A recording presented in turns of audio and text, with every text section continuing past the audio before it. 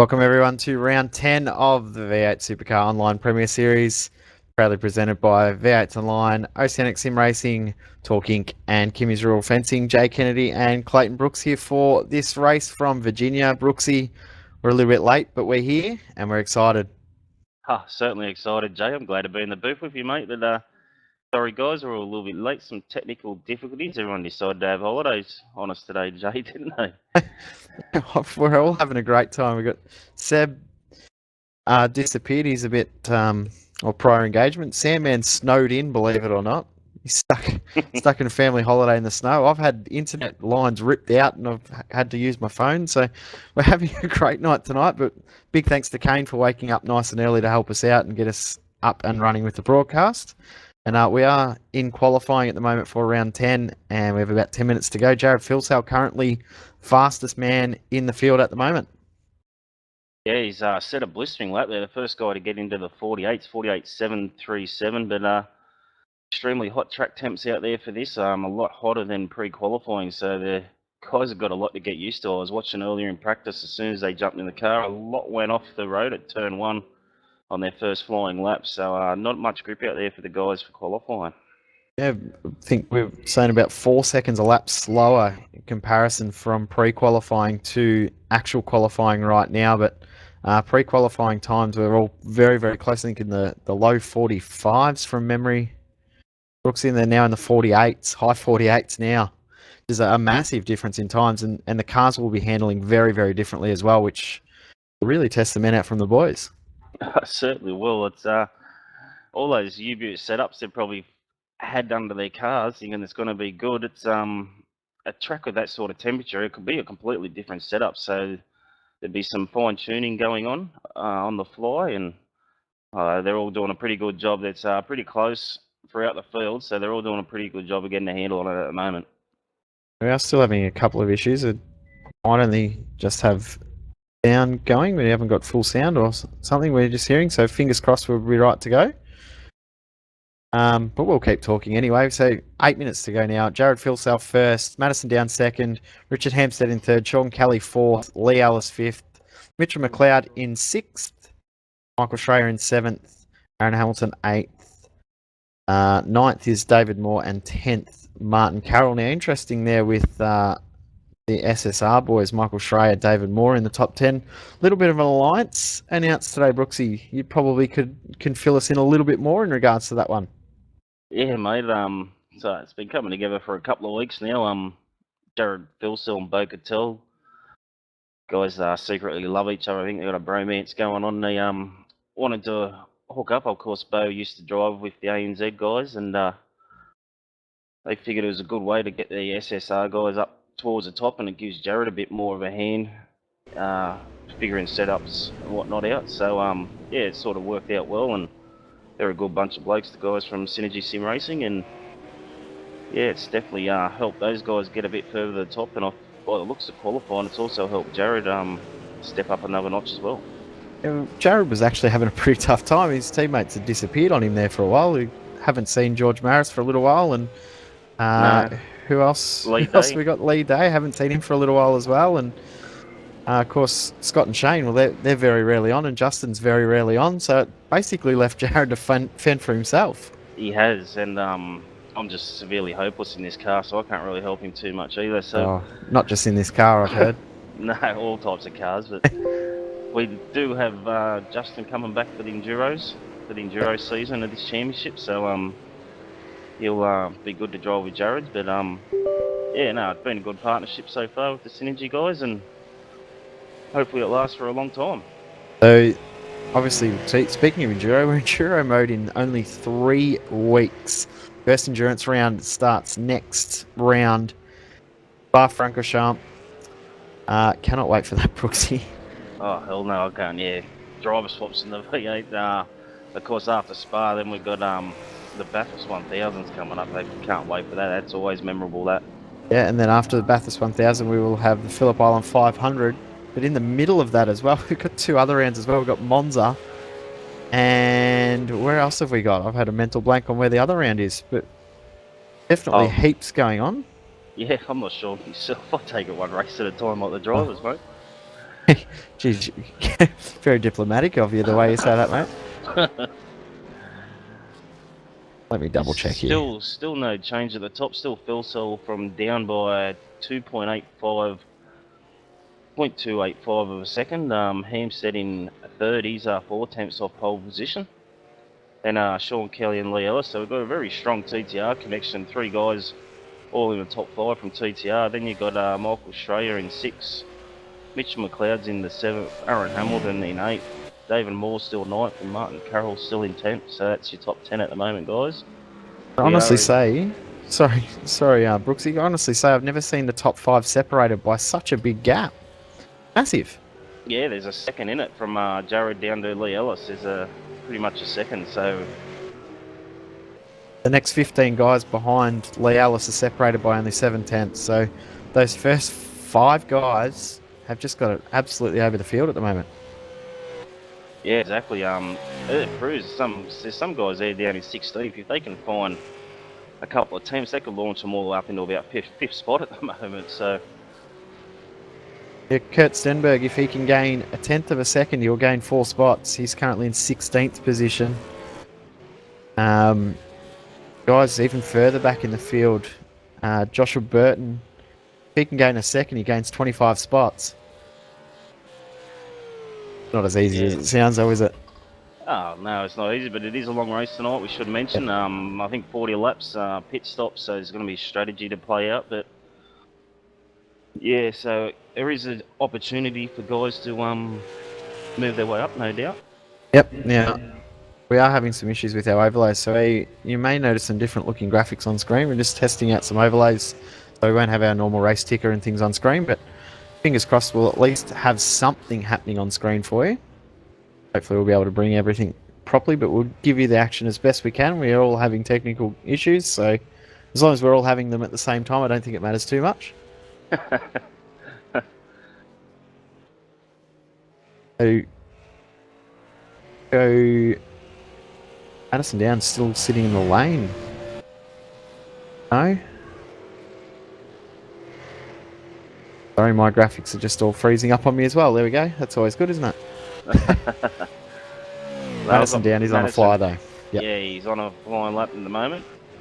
Heading up through the very fast section, those S's, heading up the hill.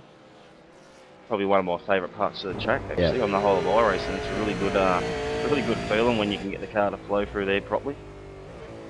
Through those S's up there, that's probably been one of the best parts of iRacing ever since I joined. I think every car you get in and you hit that, if you can floor it the whole way through, especially in the V8, you know you've got your car set up well. Not easy to do. Very hard to do. They change the direction through there and they're off camber. You're hitting the ripple strips. It's probably one of the hardest parts of any track to set a car up for. So here through what you'd expect not to be called the roller coaster. This section of the track you call the roller coaster. When you see it from on board, you sort of understand a little bit why. All crossed up, and that will end that lap for Madison. And there's not much time left to get another lap in. He'll quickly jump in the lane, change some tyres, and go again. 2.5 minutes left in the session. Not long at all. Yeah, he's going to have to quickly get out and really go really hard on this outlap to get it back around to start a flying lap before that clock ticks down. Yeah, Richard Hampstead currently in P3, has Jared Filsell right behind, who's looped it at the roller coaster. That's Jared Dunn. Better not scratch that new paint. Yeah, new livery there for ANZ car. Hampstead P3, best lap a 49.1.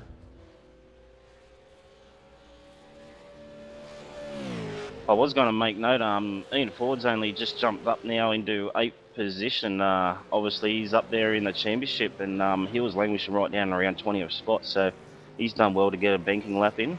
Yep, Mitchell McLeod's now moved into the top 5 with a 149.6 in a new livery for him as well, a cup of cement livery. Actually a pretty cool little thing, cup of cement, Brooksy. I was telling you about it before. Yeah, it is. I'll look into it myself, I think. I was going to say there's a few blokes over at your team that might need some. Ah, yeah. We all need it. Yeah. send some mates a cup of cement. And I'm going to have to do that. I might have to actually do it to Mitch. This lap so far looks, that's right on cue. I was going to say this lap looks good from Hampstead, but just through the most fun section, he's just gone straight ahead, and that will be his qualifying done.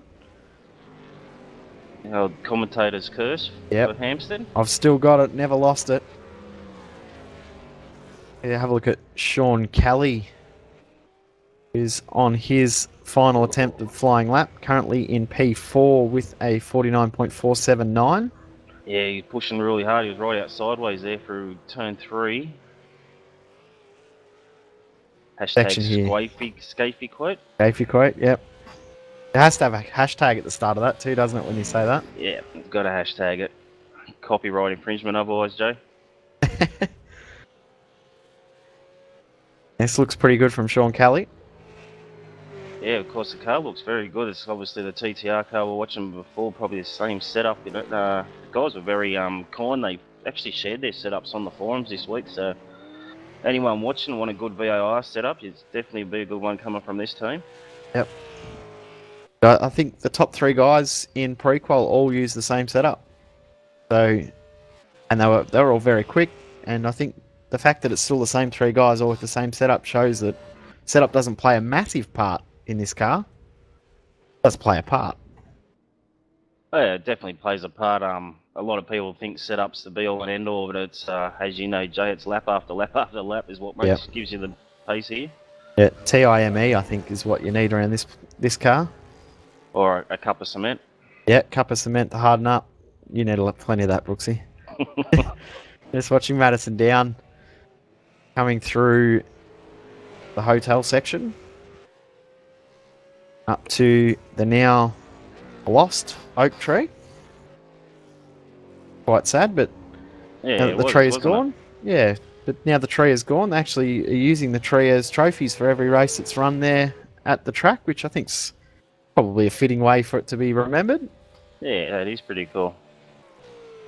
But it was sad. It's probably it's probably the main thing that this track's known for, the big oak tree that used to be there. It's like a lot of other tracks. There's iconic components of the track that you remember it. Like Donington's not the same now. It doesn't have the Dunlop Bridge. It was always remembered for that famous Dunlop Bridge. Anything else now? I was going to say a few other ones, but I can't even think. I've lost my train of thought. Of course, we do have a fact file from Reece Gardner tonight. It's steeped in history, this track. It was quite amazing where it was born from, but you'll be able to hear the fact file. Hopefully we can get up some videos so you can watch it as well. Madison Down doesn't go any quicker. His session is done. Lee Ellis also on track, but his is done. Just trying to find if any of our drivers are left on a flying lap. Doesn't appear so. So Jared Filsell will take pole position for tonight, round 10 of the Premier Series with a 148.737. Then Madison Down in P2, Richard Hampstead 3rd, Sean Kelly 4th, Ian Ford in 5th, Mitchell McLeod in 6th, Lee Ellis in 7th, Michael Schreier in 8th, Aaron Hamilton 9th, and David Moore in 10th position.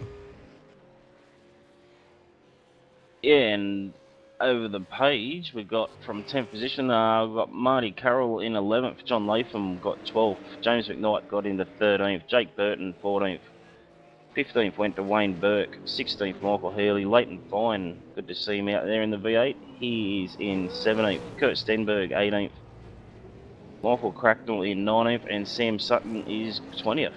Yeah, Richard Elwood 21st, Sanjan Delalek in 22nd, Jake Maloney 23rd, Kane Kugamere in 24th, Todd Parks 25th, Alan Mayer in 26th position, Corey Preston 27th, Josh Burden 28th, Mitch Abril 29th, and Paul Gorrell in 30th. In 31, Simon Black, Corey Slade 32, Heath Brennan 33, Jake Blackhall got 34th, 35th went to Craig Jones, Dale Nish 36, Scott Connors 37th, Brian Borg 38th, and Darryl Gale 39th.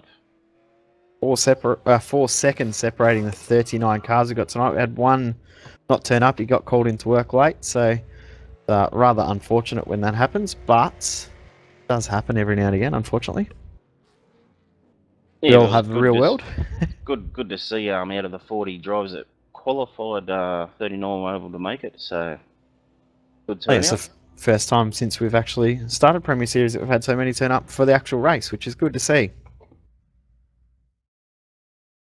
Now, fingers crossed. I hope we will be able to bring the fact file video to you right now. Possibly. We'll get that to you in a couple of seconds. But obviously, track that before we had Mount Panorama in the iRacing service, Brooksy, we all compared this to Bathurst, I think. Almost Yeah, everyone did. yeah, most definitely. And I still say to people now, if you've got a good Bathurst setup, it generally works at this track. It's got a lot of characteristics with Bathurst. Yeah, I think if it had some concrete walls closer to the edge of the track, I think we'd almost see it as a Bathurst in the way that it's laid out. I think because it doesn't have the concrete walls so close to the edge, we don't recognise it. But when you're actually driving it on track, it actually has a real Bathurst feel to it. Yeah, it certainly does.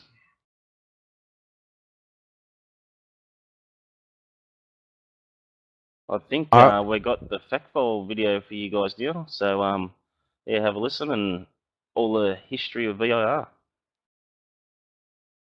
Good morning / afternoon / evening, everybody. My name is Reese Gardiner, and this is my V8 Supercars Online Premier Series fact file for Virginia International Raceway.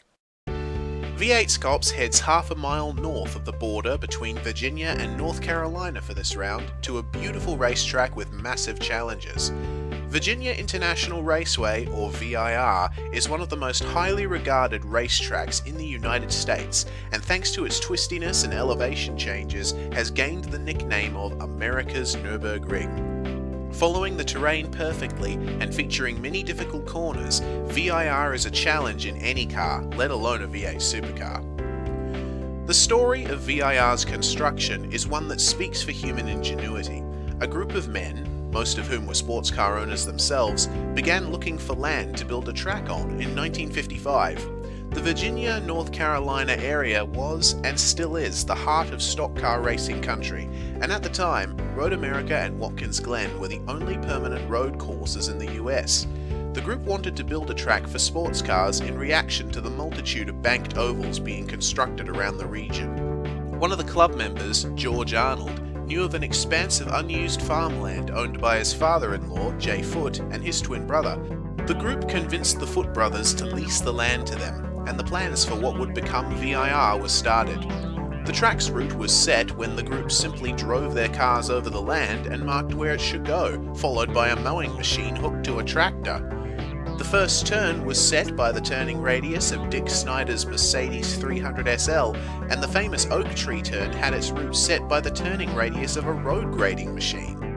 The track eventually opened in 1957 and fast gained a good reputation among America's sports car racing community. Though the original group's lease expired in 1959, the track continued operating until 1974, when it eventually closed due to lack of spectator revenue. A major reason for this was that there were simply not enough people to run events, and the Sports Car Club of America was not willing to support professional events. The track became a cow pasture for the next 25 years as it lay abandoned. Remarkably, the track's surface remained in good condition as it became overrun. Fortunately, the track was reopened in 2000 by Harvey Siegel under a country club business model. This essentially means that the track gains most of its revenue from memberships now, a much more reliable model than relying solely on spectators. The circuit was widened and repaved and the facilities were upgraded, and 15 years on, Virginia International Raceway has regained its spot as one of the US's top road courses. VIR hosts many high-profile series in real life, in addition to events for its members and historic racing. Aside from the marquee event, the Oak Tree Grand Prix for the Tudor United Sports Car Championship, VIR has hosted the AMA Superbike Championship and multiple events for the SCCA. NASCAR teams also tested the circuit to prepare for road course rounds. VIR, as it appears in iRacing, has been a consistent destination for V8 supercars from the earliest days. It's been the scene of many thrills and spills over the years, and is a favourite among many of the drivers in V8SCOPS. A fine example of American road courses and a fine example of Australian racing cars is sure to make for a good show, as it has in the past. So join us once again as we go racing in the V8 Supercars Online Premiere Series, this time at Virginia International Raceway.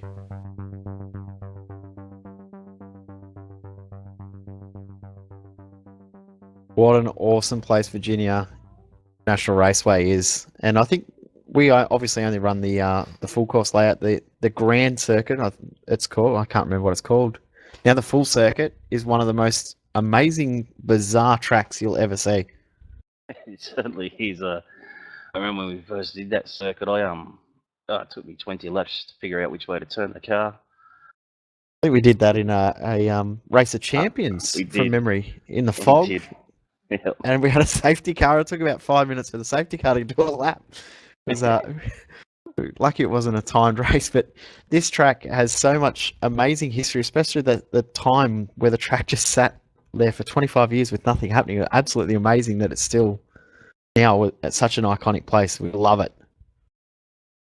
Yeah, to design a track like that just to let the cars drive where they want to drive and mow after them, that's unbelievable. And the track, as you can see from the video, hasn't really changed its shape at all over the years. Well, we might have a couple of minutes break. We'll be back in a couple of minutes' time with Madison down in the Laos to bring all the action from Split 2, and Brooksy and myself will be back in a little bit for all the action from the top split. You are watching round 10 of the V8 Supercar Online Premier Series from Virginia Raceway. We'll be back in just a moment.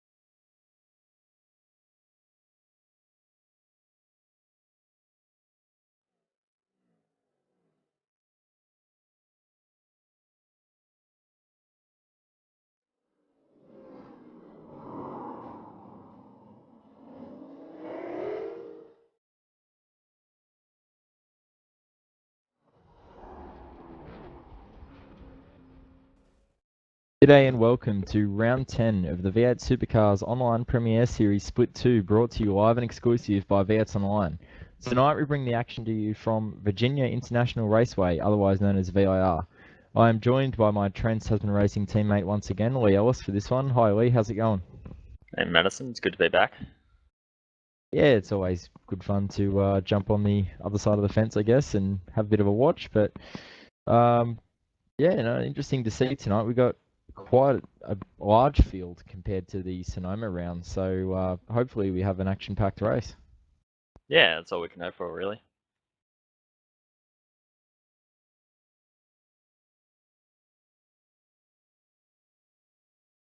Now it's almost the end of practice, and qualifying will come up in about 3 minutes' time, so it should be really good.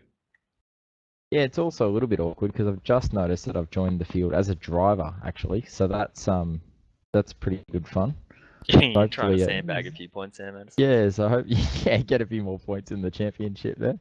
No, so I think we've got around 20-something drivers tonight, which is good. So should be a better race in Sonoma. I think Sonoma, we had 17 or something there. So much bigger field again. We had a bit of a slump there in participation, but good to see the field has risen once again. Yeah, and I guess promotion on the promotion side of things has helped because we try to get out there and let people know that the race is actually on. That's sort of what we felt that was lacking. So Jared Philsell and ANZ and I have been pumping up the Facebook page a bit. So go ahead and go give them a like. Yeah, absolutely. It's been really good actually over the past week. We did have a little bit of a meeting, I guess you could say, about the V8 Premiere Series, and the overwhelming thing on the agenda was that we need to try and kind of make it more accessible for everybody and get it out there a little bit more. So we've had some new admins put in place, as we've spoken about, and it's good to see the page going well.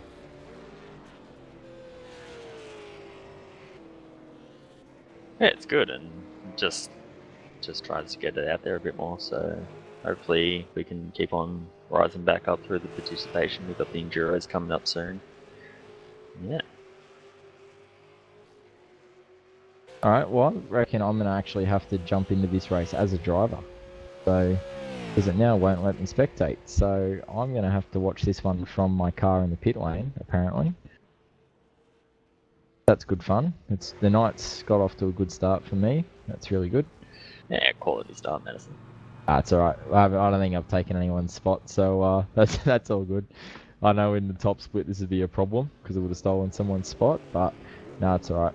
And I can't really comment too much on the action in the server at the moment because I'm not even in there. So is there anything going on in there, Lee?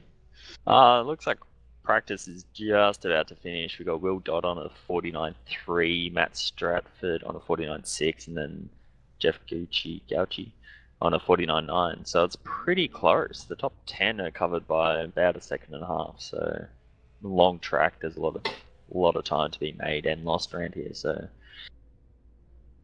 yeah, absolutely. I heard the guys before talking about this track being somewhat similar to Bathurst in the way that it flows. It's very undulating, very long lap, very narrow in places as well. As Jay and Brooksy were saying, the only real difference is the walls are a little bit further away. So there's not too many differences there for the guys, but in the end, it's a challenging lap. There's big field spread. There's plenty of differences pace. So it'll be interesting to see who picks it up, because the other thing about tonight, very, very hot weather.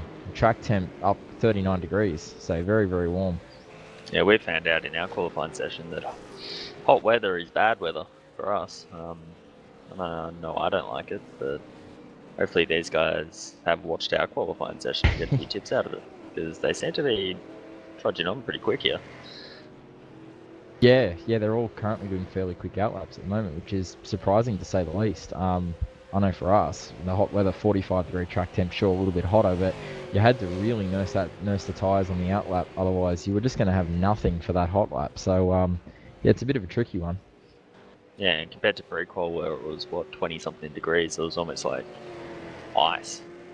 And now this is like pretty much driving a bubble gum. Yeah, it's tough in the hot weather. It just the car is nothing. I mean, we were 5 seconds a lap slower than pre-qualifying, so that's huge. So being in this practice session, guys, in the 49-second range mostly. So yeah, at the top of the field anyway. So no, it'd be interesting to see how many guys can dip down into the 49-second range. There's a lot of guys on 150s as well. So I think the weather's probably there for 49s. It's just a matter of yeah, of who can make it stick, basically. Yeah, exactly. What's your prediction for quali? Well, Who and what time? Jeez, you put me on the spot here. There's no Sandman to put on pole.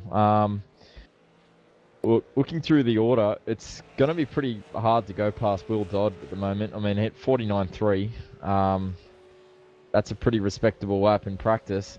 I reckon I'm going to call a 49.2 as the pole time.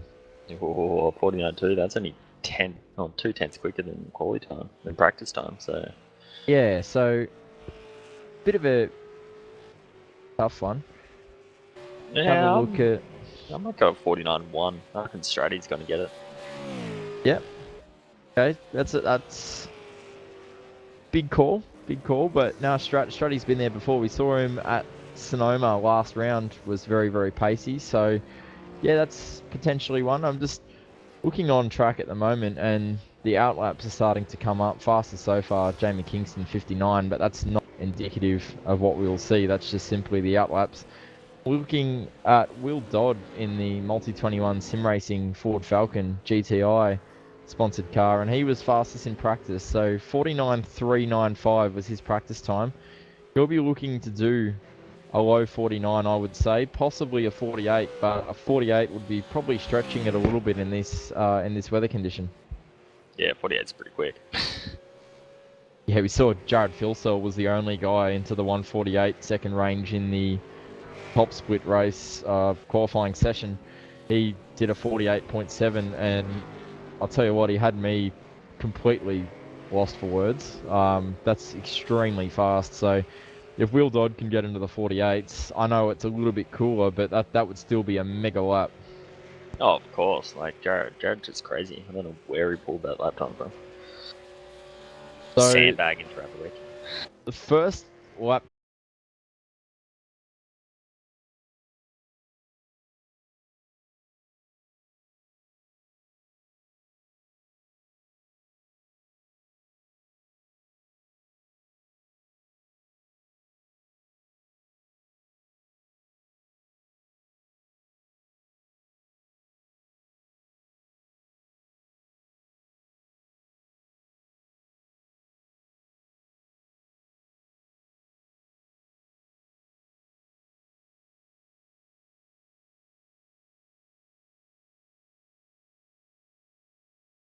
Alright, so I think we're back up now after the interruption that we've just had, unfortunately. That's something we can't control, unfortunately. We've had a bit of a tough night of outs online. We've had everything that could go wrong can go wrong, but we're working through it.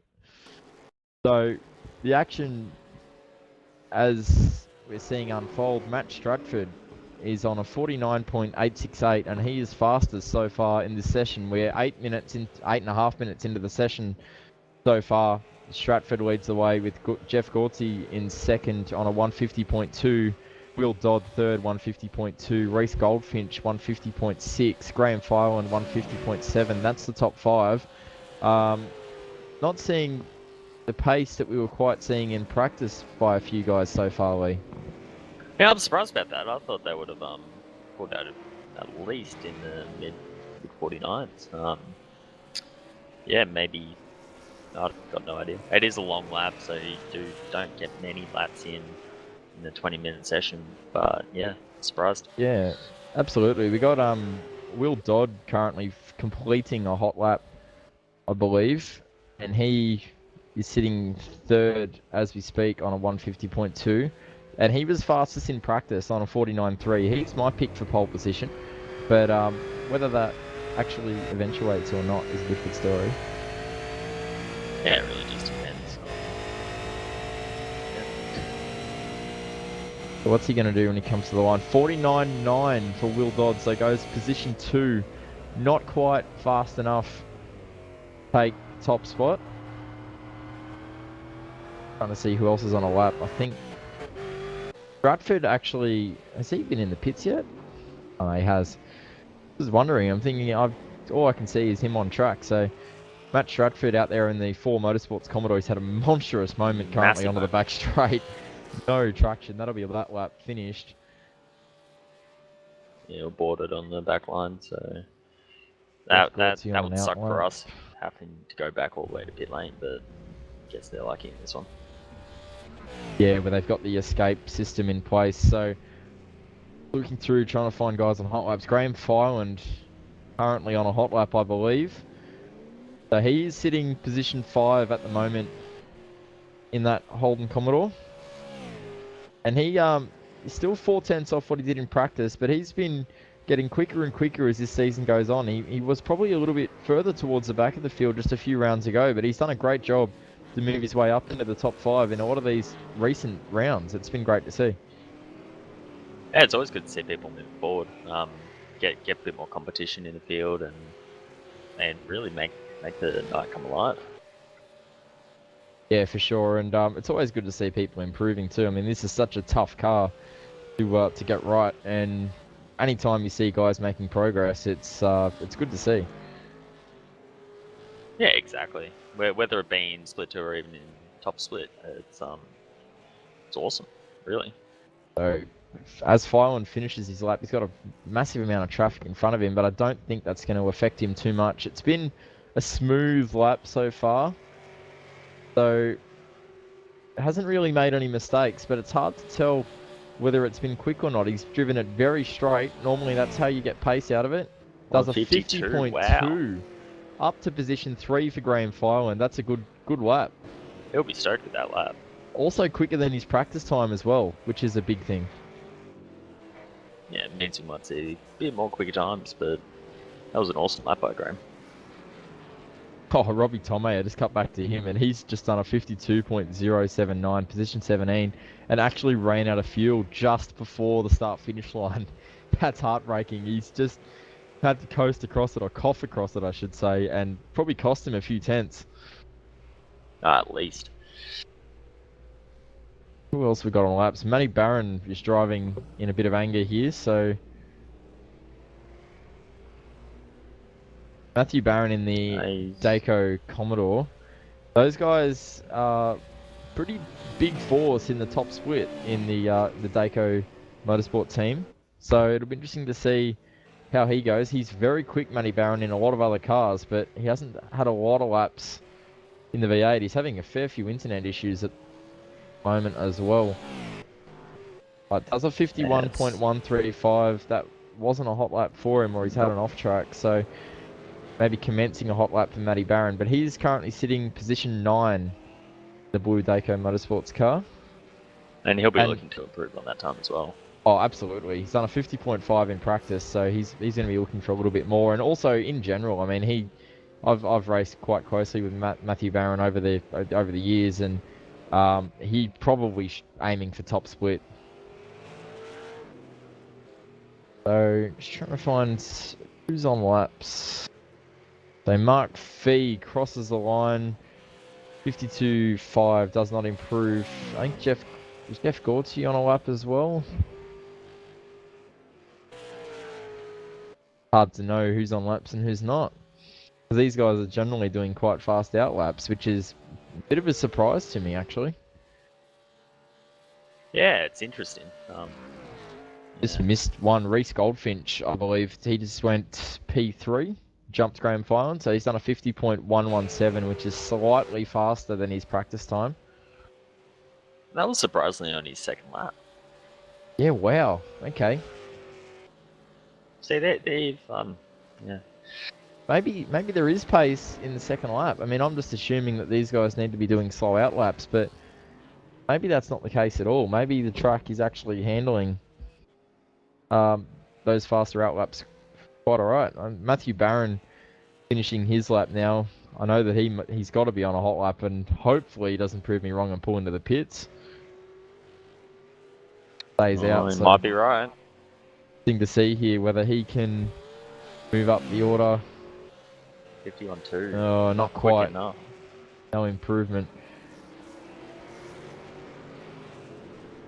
Seems to be a bit of the calm before the storm here. They got just under 5 minutes left in the session, so they'll be looking to get out and cement those times in. Yeah, so they don't really have too much longer. There's a lot of guys on outlaps, I get the feeling, at this stage. Pretty much everybody I can see, I believe, is on an outlap, and that makes sense given that there's about 5 minutes to go. So, yep, James Scanlon crossed the line just then, did a 51-1. He's having massive internet dramas once again. He had bad issues with that at Sonoma all race long, I remember, last round. So, still hasn't got on top of that one.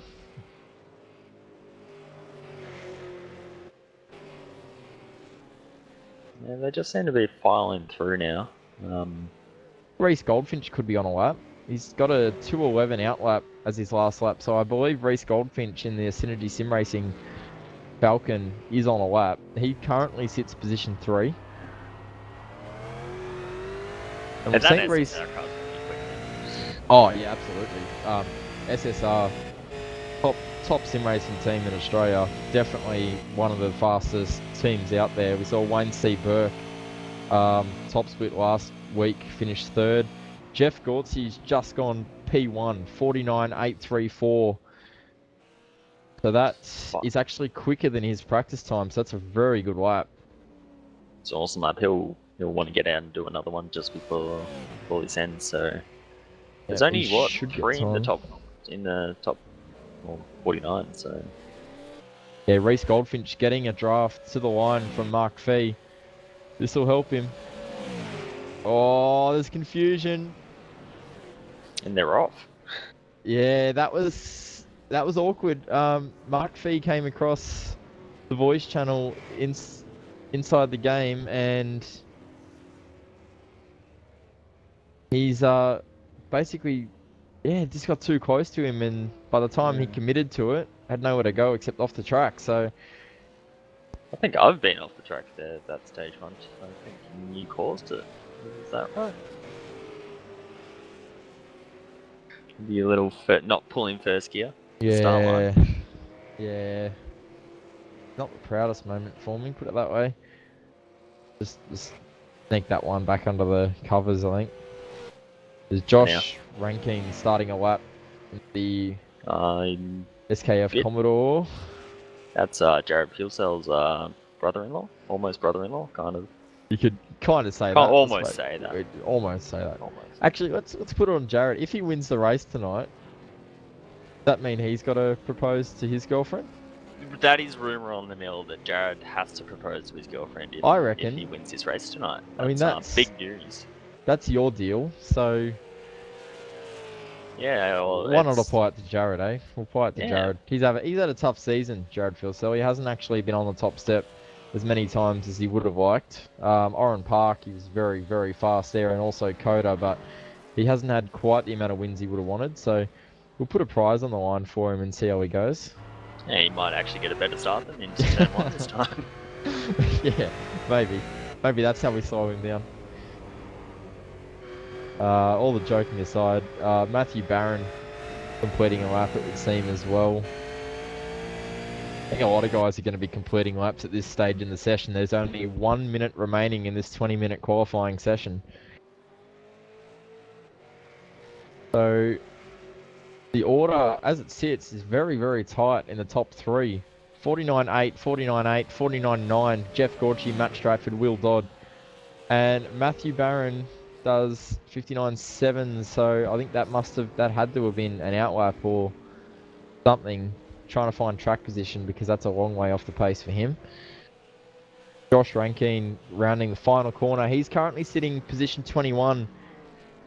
Put the mic on. He's gone off final corner, so he'll get time for one more lap as he crosses the line now, but he will not improve on that lap due to the off track. Ben Darley Jr. just starting lap right now. Yep. Next one coming to the line, we got Matt Jones.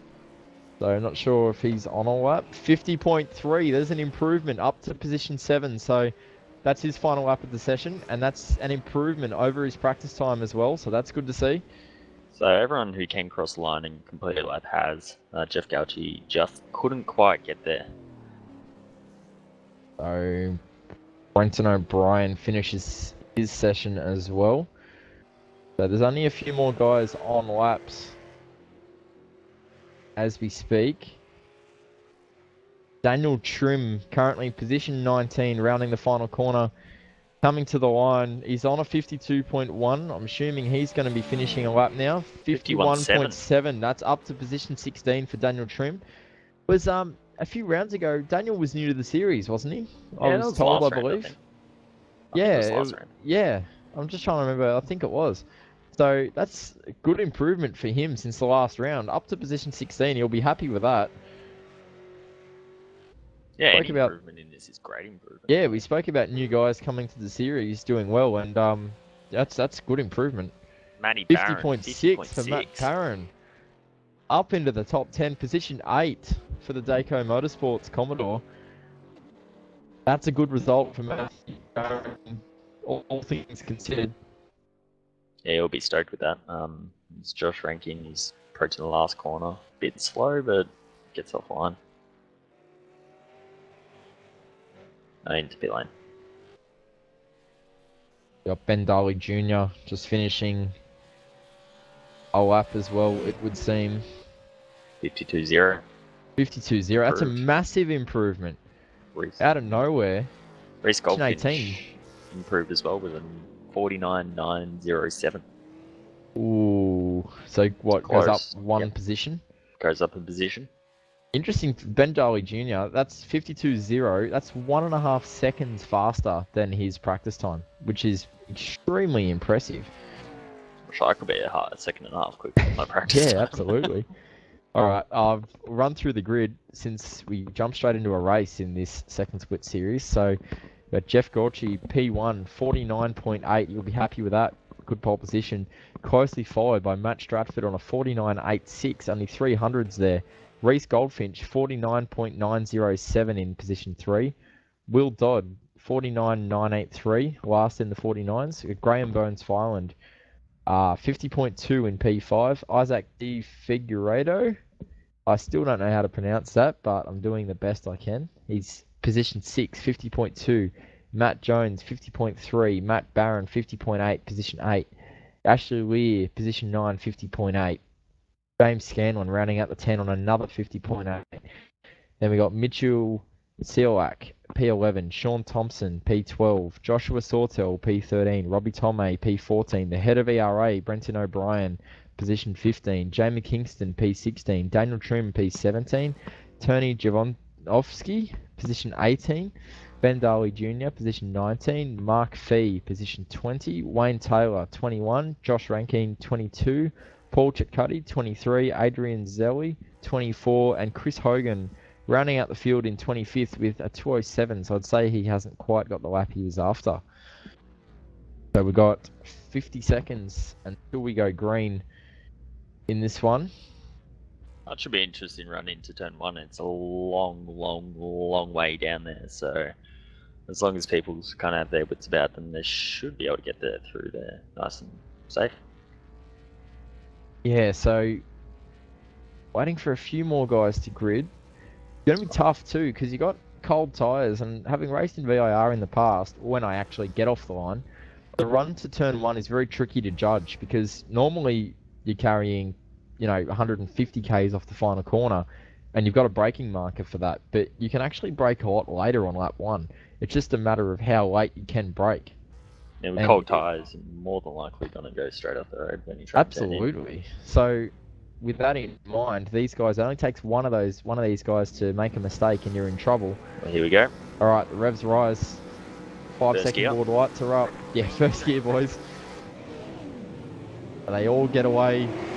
Oh, a few mixed starts in the midfield. It's like Reese Goldfinch bogged it a bit, but Stratty's looking for a pass already. Oh, up the inside. Oh, he sends it. Oh, Very, very deep to Matt Stratford. Got and it he's done. got it done, yeah. He's kept the positioning on. Jeff almost lost another position to Reese. That was very, very aggressive by Matt Stratford into turn 1. But he needed to He's get it actually done. So. given the position back. He's redressed that one. He's nearly turned it around. Reese Goldfinch looking to capitalise at the front of the field, though Matt Stratford obviously hasn't seen that passing move as being legal and let it back through. Yeah, it's good sportsmanship on the side of Stratty. Yeah, I'm not sure whether he was told by race control or not, but either way, he's given that position back. It's all been a pretty clean opening lap from what I can see. Yeah, everyone seems to be still on track. Jeff Gorchie has absolutely checked out. He is around about a second down the road at the moment after Stratford's given that position back. Goldfinch, position 3. Graham Filan sitting back a little bit off that front 3 in position 4. Will Dodd, bit of a loser off the start. He's dropped a position to Graham Filan. He'll want to get back up there. It is a long race, 14 laps on a half decent long track, so they just need to sort of head down, keep the tyres on the car. And oh, massive moment for Joshua Sawtell. Joshua Sawtell's gone round at the end of the back straight. Way too late on the brakes and locked the Daniel Trim rears as well. and gone around. Ben Darley Jr. is actually off the road down there too. So I'll be interested to see what happened. Been a few guys go round. Daniel Trim. What's happened with Daniel Trim? He's just gone in way too hot, and he's actually collected someone off the track. I'm just trying to see who he's made contact with. Hey, yeah, he made contact with Joshua Sawtell off the road, so that was all a bit messy. We also had Scanlan off as well down there. I think a lot of people just drove straight up the road.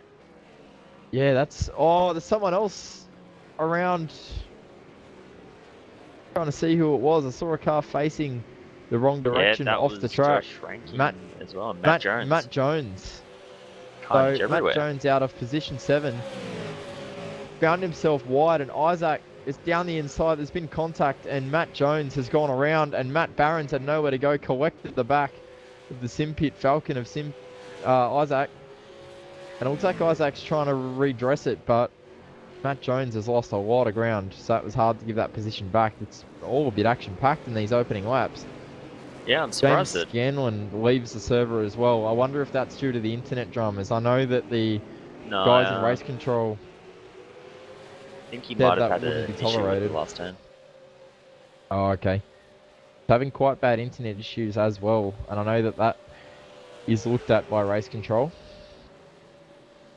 Wow. Side by side, back in the field, Tony Javonovsky and Isaac. This is the land of hard to pronounce, and Tony's gone off. Collects the fence. Oh, this is going to be tricky. It's been collected by Chris Hogan. Huge crash. Massive impact. That's Chris Hogan. Engine issues in the LIT Motorsports Falcon. That's disappointing to see. Unfortunately, just had absolutely nowhere to go in that one and could not avoid contact. That was just a massive, massive incident. And Tony Javonovsky, fortunately, he's found himself off the road and then out of grip, gassed it up, back into the path of Chris Hogan. Yeah, unlucky for Chris Hogan. He was doing well. He was slowly plugging away. And the focus back on the race a little bit. And have a look at the actual story of the race. Jeff Gorchie leads the way. 7/10 clear of Matt Stratford at the moment. Reese Goldfinch 1.4 seconds off the lead in position 3. Those guys have broken away a little bit. Will Dodd, position 4, 3.8 seconds off the lead. Graham Filan, position 5, and he's 5 seconds away. So the front 3 have pulled away a little bit. Matt Stratford beginning to look pretty closely at the back of Jeff Gorchie's car. He'll be looking for that draft down this straight and hoping for a passing maneuver either down into this turn up here or into turn 1. Two biggest passing spots on the track, so see it a little bit, obviously, in the real world, but see in this race, there's quite a few guys in, I suppose, top split team cars, and Jeff Gorchie, I'm not sure, does that team have a car in the top split running tonight? Can't remember. I I'm can't not remember if even I've too seen sure. one or not. But I know for a fact that Matt Stratford has Mitchell McLeod in his corner, which isn't a bad driver to have on your side. Obviously, he has won a V8 Supercar official series championship back in 2011 and has been involved in all kinds of high up and prestigious events in iRacing. So Mitch McLeod in Stratty's corner, one of Mitch McLeod's best mates actually, Matt Stratford. So he's got some pretty good setups underneath him and a lot of experience as well, which is key. Yeah, they definitely he's definitely got a lot more track down time than most people, and Stratty's right on the tail of Jeff here. Yeah, we're only on lap 4 of the 14-lap race, and Jeff Gorchie, massive moment there, dropped the wheel off onto the straight. That will hurt him up here, but you can't really make a move, so Yeah, he's you kind of lucky. Can't go anywhere with this Stratford. This is definitely a single file part of the track. Nothing you can do about it. Be a bit hurt with this aero push as well through here. So he's got to look closely at Oak Tree here and try and get the exit onto the straight. Jeff Gorchie very, very slow into the apex there. Stratford almost looked a little bit surprised by Jeff Gorchie. Poor run. Sideways. Stratford's going to get him for sure. Stratty will have the optimal line here. They just need to be careful of not doing what all the other people have done down in the back. Just drive straight off the road. Yeah, so Matt Stratford goes to the lead. Jeff Gorchie, no straight line speed after that massive wheel spin moment. The Torque Commodore up into position 1 after qualifying position 2. So he's up there once again. Great to see. Nice clean passing move. And our Reese Goldfinch, another top split team, is starting to look, and newly aligned as well with ANZ Motorsport, who Jared Filsell absolutely blitzed the field in top split qualifying. So Synergy Sim Racing in position 3 in this one, and he'll no doubt be looking to get a move on Jeff Gorchie as well. He looks vulnerable. Jeff Gorchie just sideways. Sideways under brakes. This has brought Will Dodd back into the mix as well.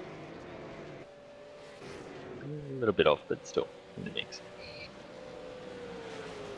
Yeah, it's a tight battle, first, second, and third. I haven't even looked too much further down the field, but Matthew Barron has actually just been passed, should I say, by Mitchell Celiac. Celiac.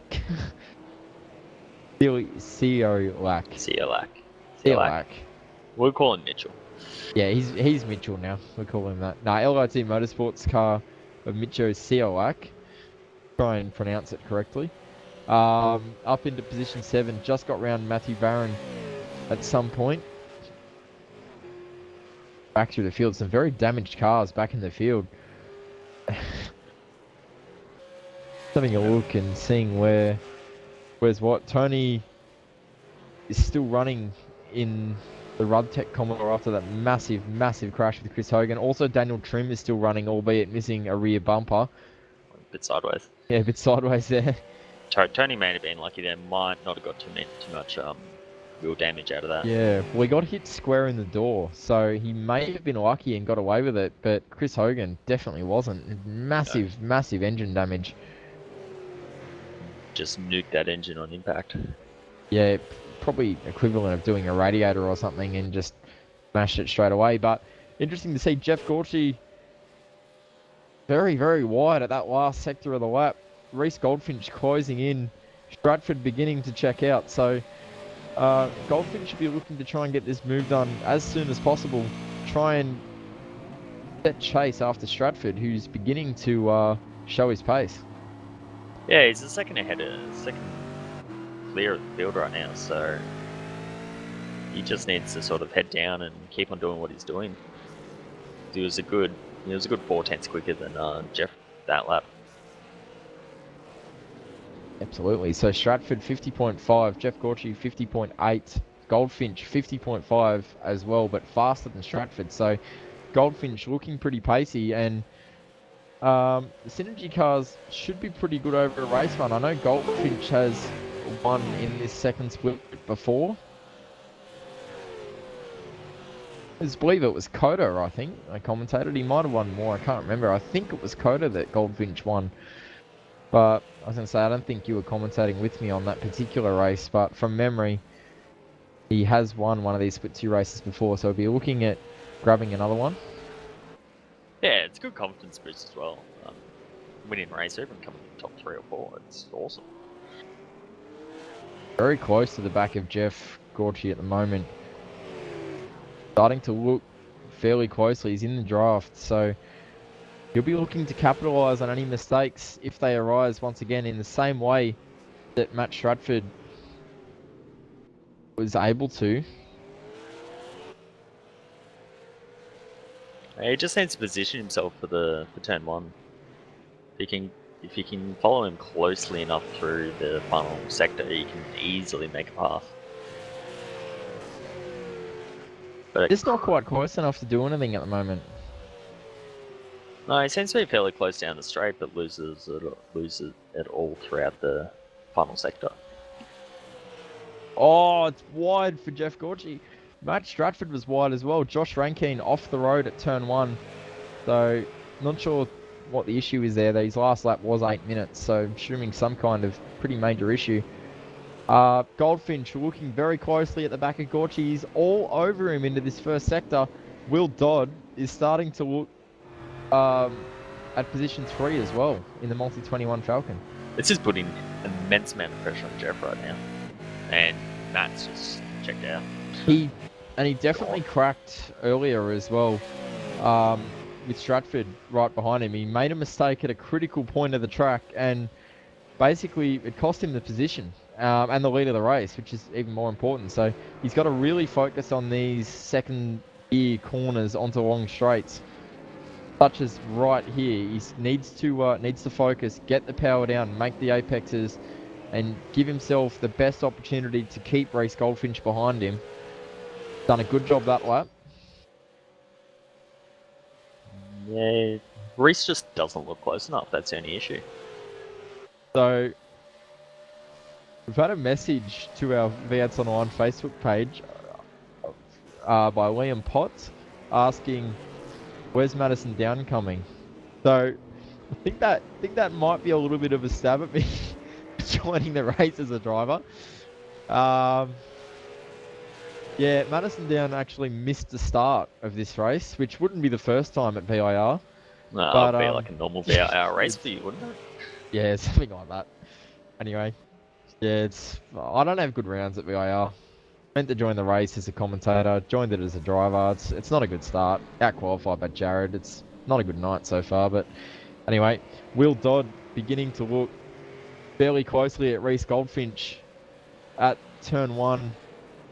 And that's tricky as well because, Jeff Gorchie's wide. These guys are all over each other. He's up the inside. Goldfinch gets it down there. Will Dodd's going to look to capitalise. Oh, not quite. It's Will Dodd right on his tail.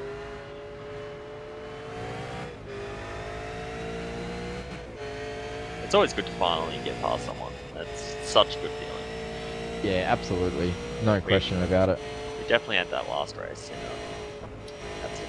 with Richard.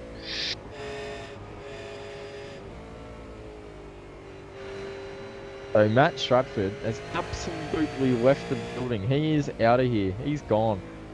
Big gap for him. And Goldfinch will now set chase. Will Dodd will look to do the same. Oh, Gorchie again. Big mistake onto the back straight. Nearly rotated the Rudtech Commodore. He's just gone backwards in this race. And it's not... Yeah. He's had a bit of a shocker, actually. He had great one-lap performance, put the car in pole position, but he's just struggled a little bit for some reason in this one. Maybe tyres, he's just overdriven slightly. I haven't seen him really driving it sideways, but the car just hasn't quite looked there compared to the guys around him, so... Yeah, it's just the small mistakes that really, really get you there. Like, it doesn't help one little bit.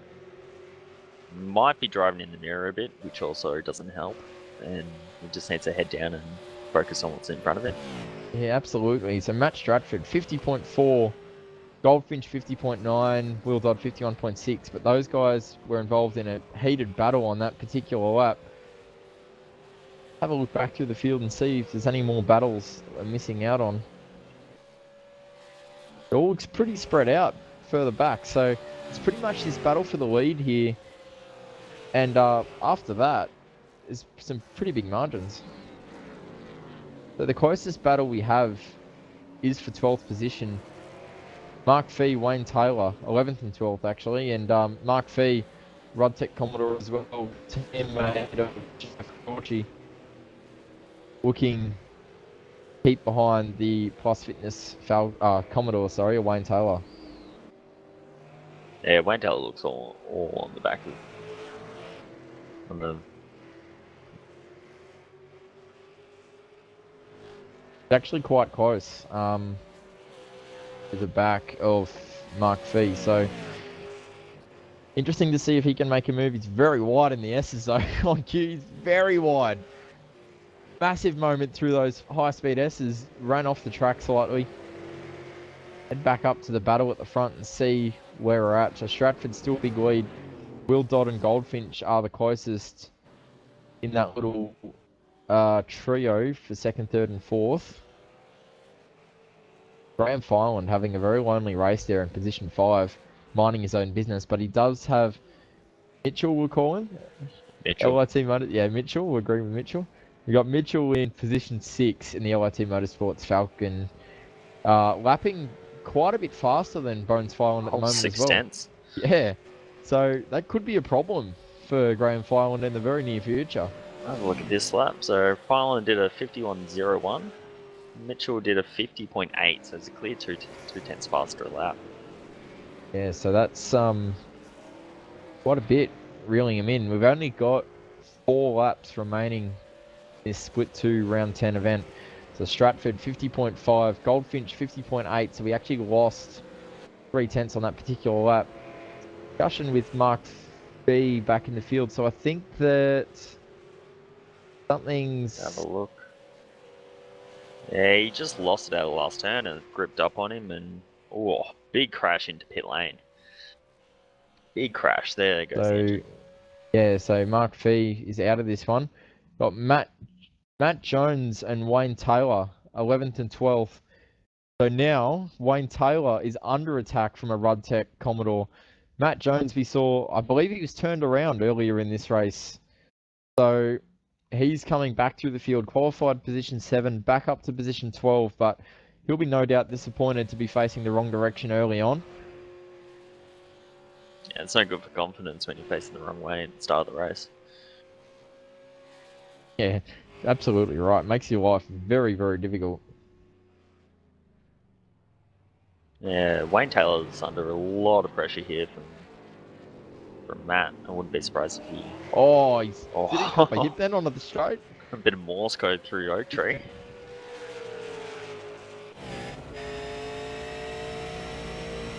Yeah, he's not defending, he's not attacking, he's just sort of running his own line here. Matt Jones has a look down the inside. Gonna get it done. He's very, very deep. Oh, they're gonna run side by side. That's very tough to do here. Jones goes the long way around. And he's gonna get it done.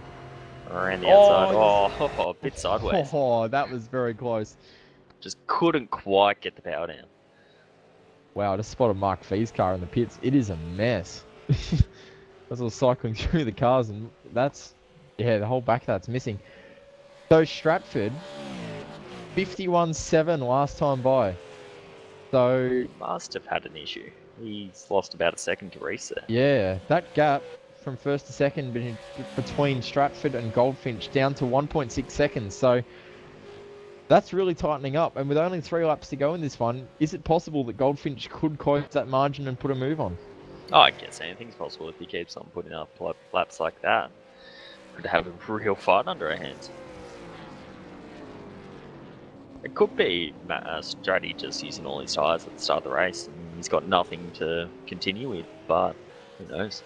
I don't know. I reckon that seems to be more like a bit of a mistake by Stratford on that previous lap. That's a lot, big time loss, and he's consistently been the fastest car on the track. So I'd say Stratford may have made a mistake. In this lap, he's not really falling back into the clutches of Goldfinch on this one. So I'd say that was just a one-off. But Will Dodd is also looking very pacey. Did a 50.3 last time by, and his quickest lap of the race, Will Dodd, is a 50 flat.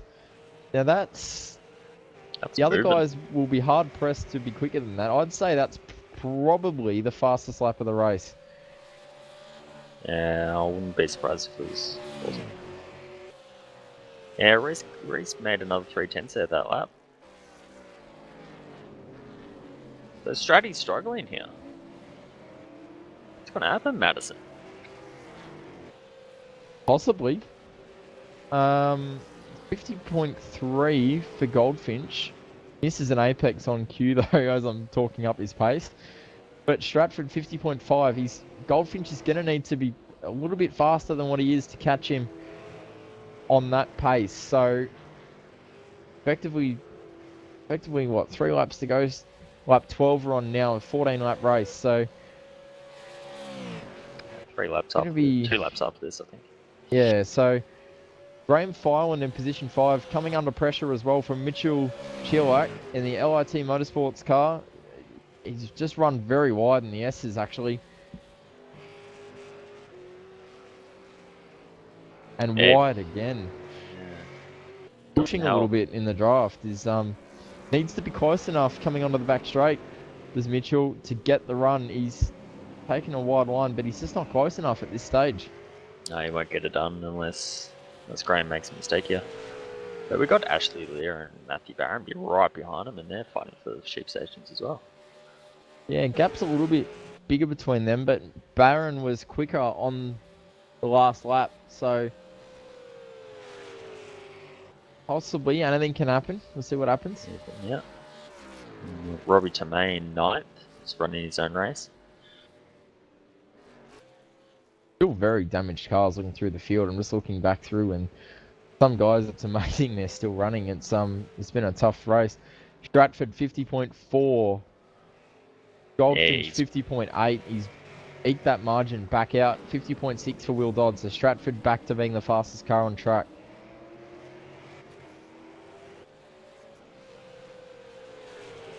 And he's definitely pulled his finger out, and he just needs to sort of maintain that gap till the end of the race, not do anything silly. But Reese very, very wide at turn 3, turn 2. Yeah, it's hard to number the corners at this track. There's lots of little kinks. But Will Dodd is actually looking to be the pacier of the top 3 at the moment. I'd say Stratford's safe at this point in time if he doesn't make a mistake. But Will Dodd is really applying the pressure to Reese Goldfinch. Yeah, if Reese isn't careful here, he will lose that spot. Just needs to hit his marks and get there till the end of the race. Guess what? The last 3 laps is a defending mode, so we like to run the white line in the last 3 laps. The alternate see what line, I happens. believe Oh, it's the called, Lee. The alternate alternate line. line, To keep Jay sorry. Kennedy happy. Alternate line. Yep. But yeah, Jay so, Kennedy will be happy with that one now, so that's good. But yeah, I get your point. Like he's able to he's able to run more defensive than usual towards the end of the race, and really fight it.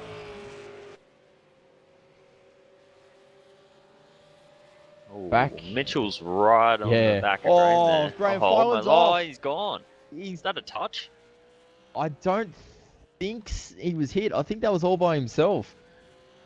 Yeah, I think just Graham gripped up. Fireland's he's Oh, just he'll be spewing. he's just locked the rears at the end of that back straight and gone around. So that's unfortunate for Graham Fireland. He was in position 5 looking very comfortable, but now he finds himself down in position 8, I believe he'll be. So definitely a disappointing one for Graham Fireland. This is the last lap, isn't it? Second last Yep. lap. No, this will be the last lap. Last So, lap. Yeah, 14 laps into this one. So Matt Stratford leads, was fastest of the lead group once again. And Reese Goldfinch, P2 as well. Will Dodds dropped a little bit of margin off the rear wing of that SSR Falcon. Yeah, he needs to get up there to make any sort of move. If he leaves it too late, it could hurt him. Yeah, absolutely. So we'll have to see what he can do on this final lap, but I'm not sure what he's going to have. or Goldfinch. He needs to be close enough in through Oak Tree, and at the moment he's just not. He's got to be very, very aggressive through here. Try and make it work. Just needs to FedEx it and go for it. He's just got to send it, Lee thinks. Oh, that's a long way he's back. He's got to go postal. No, I think it's going to be a big ask to get it done from here. That's a long way back. That's a good 50 meters back. So, Anything's happened, but yeah, I think it's a little bit too far. yeah, absolutely. Stratty's So, almost coming in the last turn, yep, and he couldn't get it done. too far back. So Matt Stratford in the Torque Inc. 4 Motorsports Holden Commodore. Great drive, position 2, but got the move done fairly early and got up there into position 1, has controlled the race all race long and been very consistent. Stratford takes the win of round 10 with 2 V8 Supercars Online Premier Series. Reece Goldfinch managed to take out position 2 in the SSR Falcon with Will Dodd right behind him in position 3 for GTI and Multi-21 Sim Racing. Jeff Gorchie had pole position, but unfortunately fell back to position 4 in the Rudtech Commodore, but he held on for as long as he could. I've said biggest mover, Mitchell in 5th position there. Yeah, Mitchell, he qualified 11th and drove up to position 5 in the LIT Motorsports Falcon. Well So great drive for Mitchell. That's an awesome effort. Matthew Barron ended up position 7. Ashley Weir P6, so he's already jumped off the track for us. Graham Filand was position 8. Robbie Tomei position 9. Sean Thompson position 10. So that was the top 10, and that was a pretty action-packed race actually, early on especially. Yeah, I thought it would be more action-packed on the first lap, not the second or third. Yeah, the first lap was actually very clean, but we had about 3 or 4 cars go off at the end of the back straight all at once, so that was very, very exciting at that section of the track. But great battle for the lead between the top 4 all race long. That was great to see. Yeah, good racing from Split 2 as always. Alright, so I might have to wrap this up because apparently we've only got 6 minutes till our race, Lee. Well, we might So, get in. yeah, I'll just run through the top 10. It was Stratford, Goldfinch, Dodd, Gorchie, Sealak, Weir, Barron, Filan, Tomei, Thompson. That was the top 10 in Split 2. It was a great race tonight, Lee. Pleasure to broadcast it with you. And I always matters. suppose we'll be back in 2 or 3 weeks' time, whenever the next round is. Spa, Enduro's round. So, might not Oh, okay. Yeah, no, there might not be a split 2 for that. I'm not sure what the arrangement will be. You might actually see a few of these split 2 guys up for grabs and running with some of the top split drivers, because obviously drivers swap events. So, yeah, I don't know when we'll be in action next. It's Enduro season. So, yeah, see you when we see you. be. Let's get that EKS Commodore up there. Thanks, boys. We'll probably see you or hear you in a few weeks at Mossport round. Excuse me, next round with both first and second split. But good luck for tonight, boys. Have fun. Yep, we'll Got do our 7 best. You got a couple Jake. more minutes. Yeah, all right. I'll jump off, tell everyone to get off the internet in my house so I can have the best chance possible to win the race, eh? First game, Madison. Yeah. I'm never going to hear the end of that, am I? Especially not when you're racing at VIR. I don't think anyone will ever forget that moment. Oh, that was... I don't think Muggo will. I have heard a story of you guys down the back are hoping you'll do it again so they can get further up, Mad. So Well, Sean Kelly, actually, he wasn't my teammate at the time, but he ended up upside down as a result of that accident. So he is actually... Muggo brings it up, and now Sean as well. So Sean basically DNF'd due to my result of poor ability that night. So, yeah, he's brought it up at least 10 times already tonight. So, yeah, I'm hearing about it, guys. Trust me. If you don't know what we're talking about, head over to the Facebook page for the V8 Supercar Online Premier Series and have a little look at the video that was posted earlier in the week or late last week. You'll understand exactly what we're talking about with Madison forgetting first gear, causing what would be the biggest crash we've ever seen in the V8 Supercar Series, I think. Carnage is the way to describe it. I think Yeah, it was a big one. the most damage out of that accident was Sandman's voice box, I think, was it? Oh, probably. Have big hello to Sandman. Sandman, they're actually snowed in. So didn't he They be went away, kicking away back with for a the holiday. family? Yeah, kicking back. Went away for a holiday, expecting to leave yesterday to get home today, and they're snowed in. So she's cold down here at the moment. All right, boys. I'll chat to you Good after luck. this one. Good luck, Good boys. luck with the call. Yeah, good luck, boys. Thanks, See you guys. later. Of course, we are at Virginia for round 10 of the V8 Supercar online Premier Series. Jay Kennedy and Clayton Brooks to bring all the coverage from this race. Well, that split 2 race had a fair bit of action, especially at their start there, Jay, didn't it? It was mayhem. I loved it. I was just in Brought back a the lot of memories from a lot of great races that you and I have both had in how competitive it is back in those lower splits. I think the second split, third split in the official series was always more competitive than top split. Yeah, most definitely. I think because the guys in the top split show each other a bit more respect. The guys in the lower splits, they see the opening, they go for it. So always provide good racing. So the guys are just in the session getting a bit of a debrief from race control. We've got 39 drivers who will be turning up for racing tonight. It'll be a pretty long race, about an hour and 20 minutes, an hour and a half nearly. So it's probably going to be the longest race we have in this this series for the standard racing. So it'll be very, very interesting to see how it unfolds. Yeah, another bit of a curveball at the blokes. The temperatures dropped quite remarkably since qualifying, so something else they have to get their heads around as well as strategy tonight. So temperature in the qualifying session was around 45 degrees. The track temp has dropped down to 34, and it's now mostly cloudy as opposed to sunny. So that obviously impacts the way that the car behaves as well. But these guys are pretty good. I think the guys that are most disadvantaged are probably Lee and Addison from jumping in the commentary box with us. Yeah, and hats off to those two guys too. I mean, it does put them at a disadvantage. These guys have been having half an hour practice also on these conditions, and they've got to jump in and acclimatise real quick every week. So it's a big thanks to those guys for doing that. Yeah, we do appreciate it, and we actually love having them in. And a few extra little things that we're going to start to organise over the coming rounds and into next year with some drivers and some extra features we'll have with interviews and things like that. So looking forward to bringing all those things to you in the future. Obviously a lot of chat too in our Facebook, on our YouTube channel about the overlays. The overlays we're using tonight, due to our normal overlays not working properly, just a bit of work in progress with you guys on the broadcast. Sorry, a few guys over. Geez, I can't even talk today.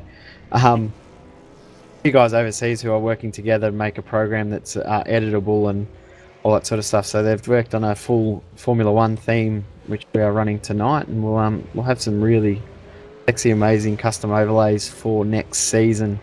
Hopefully, we'll have them by Bathurst, but we won't hold our breath for that. A lot of work to do still on those.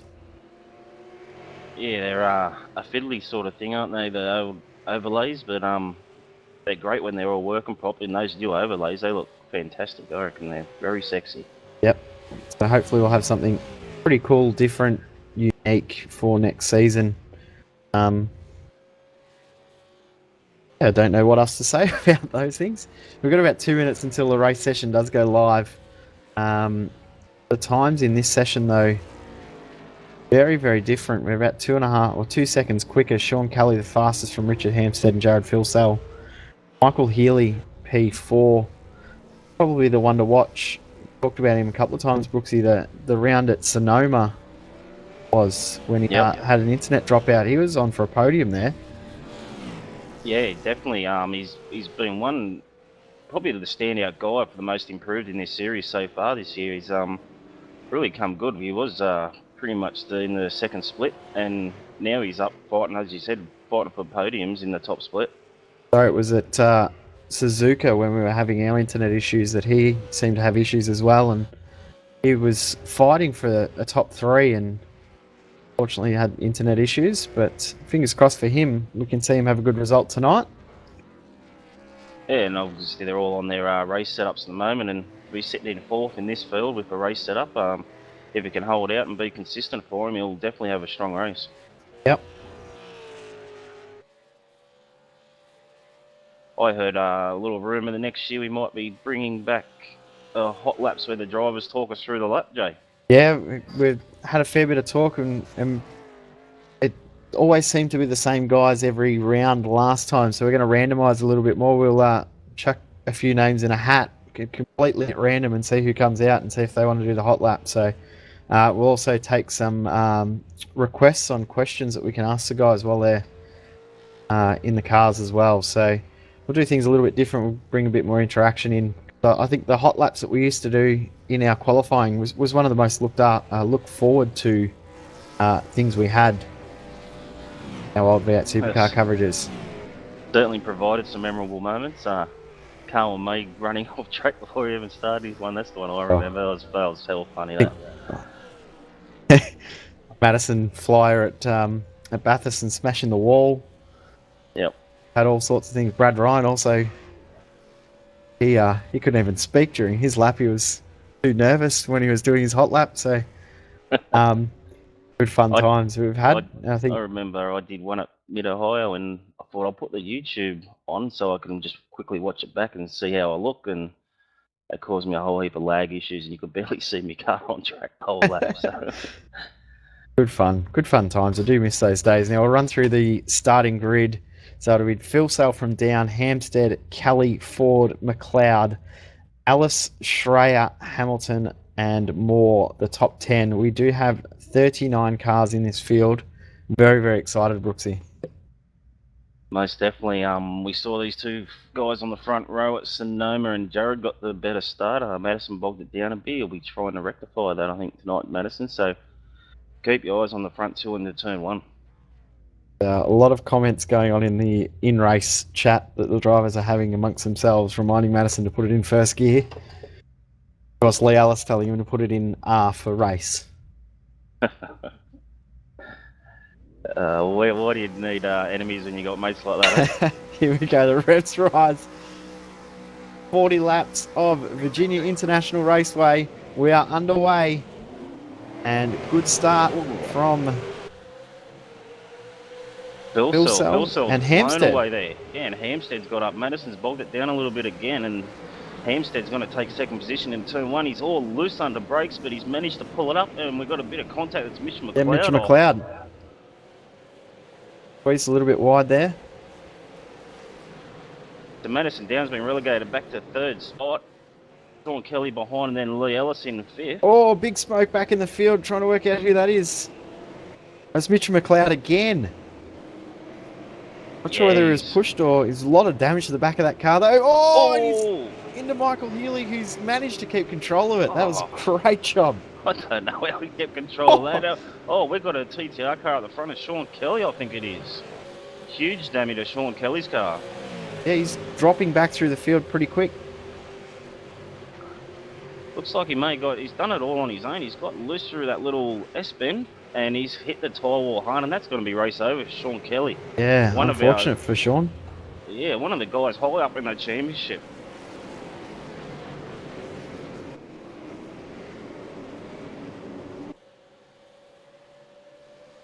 Whole left-hand side of the car is completely destroyed. Yeah, he's dropped a lot of positions. He's down there with Mitchell, who's also dropped a lot of positions from the starting grid on this opening lap.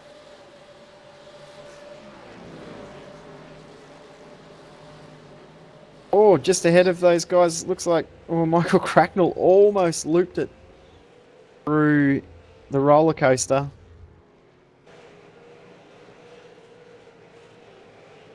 Jay, I'm having a look at the battle back here around 27th, 28th position. It is on.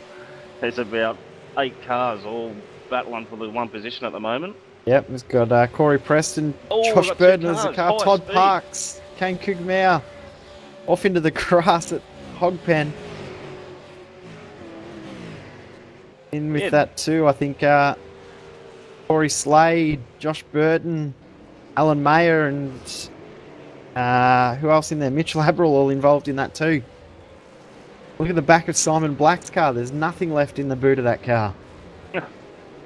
At least we won't have to read the back of the skin upside down.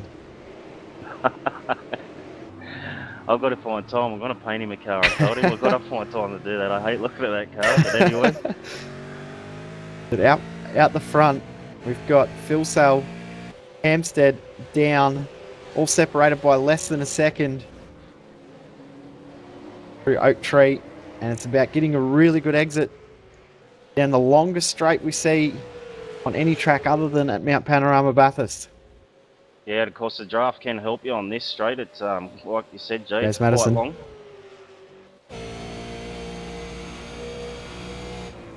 Might be able to do it. Those three, they've already pulled away an extensive gap from the rest of the field with Ian Ford fourth in line, and he's under pressure from Michael Schreier.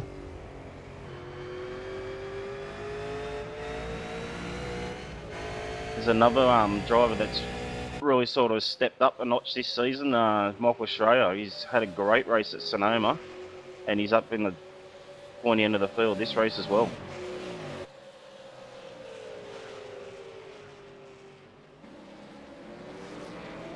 Yeah, I think a lot of potential for a lot of those guys. Wayne Burke as well as a guy we've seen do really well. Sorry, I just having a look back there. Wayne Burke's escorted off one of the Daco Commodores at turn 1.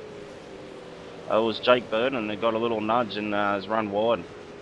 Fairly sure and race so he's- control will be having a look at that one. He's nearly escorted Michael Hurley off in the turn 3. And that's brought his teammate, Kurt Stenberg, up alongside him. One driver you don't want to escort off the track out of the whole field is your teammate. Or your co-commentator, Brooksy. We don't talk about us getting involved, or our teammates getting involved with each other, will we? No, mate, wouldn't do that.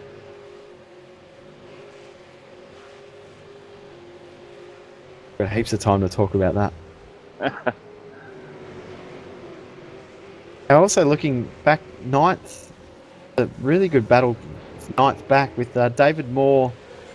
That is James McKnight, Wayne Burke, Michael Cracknell, Mitch McLeod, and Sean Kelly. All very, very close together. The battle up the front, Joe, I've got to bring it to Go. it. Team said just tried to move on Phil Cell. It brought Madison up alongside. Oh, here we go. him. Here's Madison. Yeah, he's held on to second spot here. I'm not sure he was all crossed up under brakes. But they're having a real charge at Phil Cell down that straight. He's running the alternate line and keeping them at bay at the moment. Good work, mate. Good work. Love your work when you say my quotes. Do I have to put a hashtag and a copyright on that, or? I'm not going to say my teammates block him. We wouldn't do that, mate. Never have any blocking in this series. Great use of the alternate line. Now, any word? I know you've been over and helped out Jared in regards to fuel numbers. What sort of numbers are we looking at in regards to pit stops as a window? I did not help him at all. He's What? He actually worked the calculator. I was in I got swamped into race control for split 2 and helping those guys out. So I hope Jared knows what he's doing, but I can't really help you out there. Sorry. No? Got no idea either. So so we'll work it out when we get there.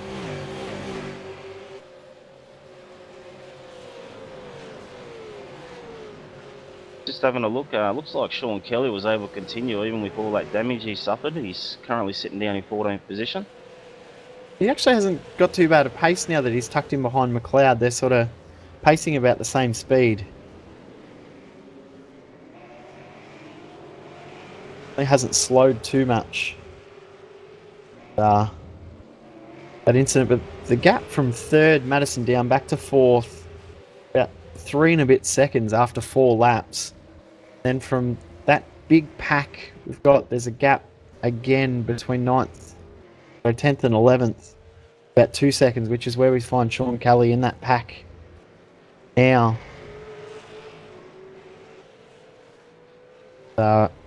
Wayne Burke, 11th position, battling with McKnight and Moore, sorry.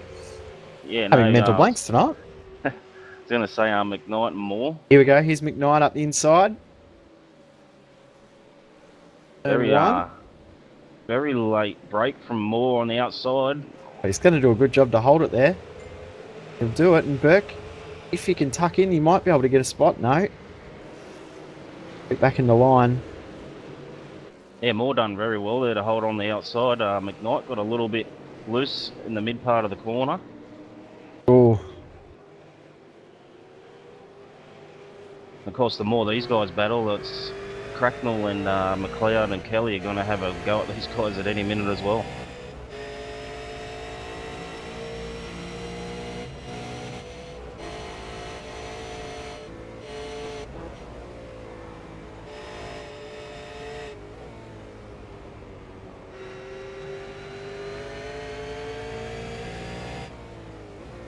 These guys at the front, they keep pulling a bigger gap over forward. It's now out to 3.5 seconds. I'm worried about tyre life on Jared's car. Something he's been struggling with. He seems to have the pace, but the tyres don't seem to hold on long enough. So we'll have to keep an eye on that, and as the stint grows longer for him.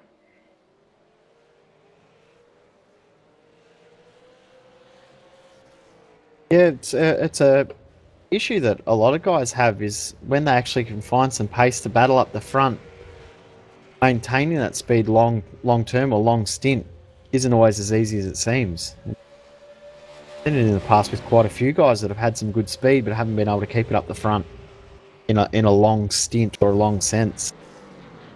Yeah, it really brought it to the forefront at Sonoma the last round. Madison had so much more pace at the end of the stint, whereas at the start of the stint they were pretty equal. So it's something Jared's been working on, and we're going to find out real soon whether or not it's paid off.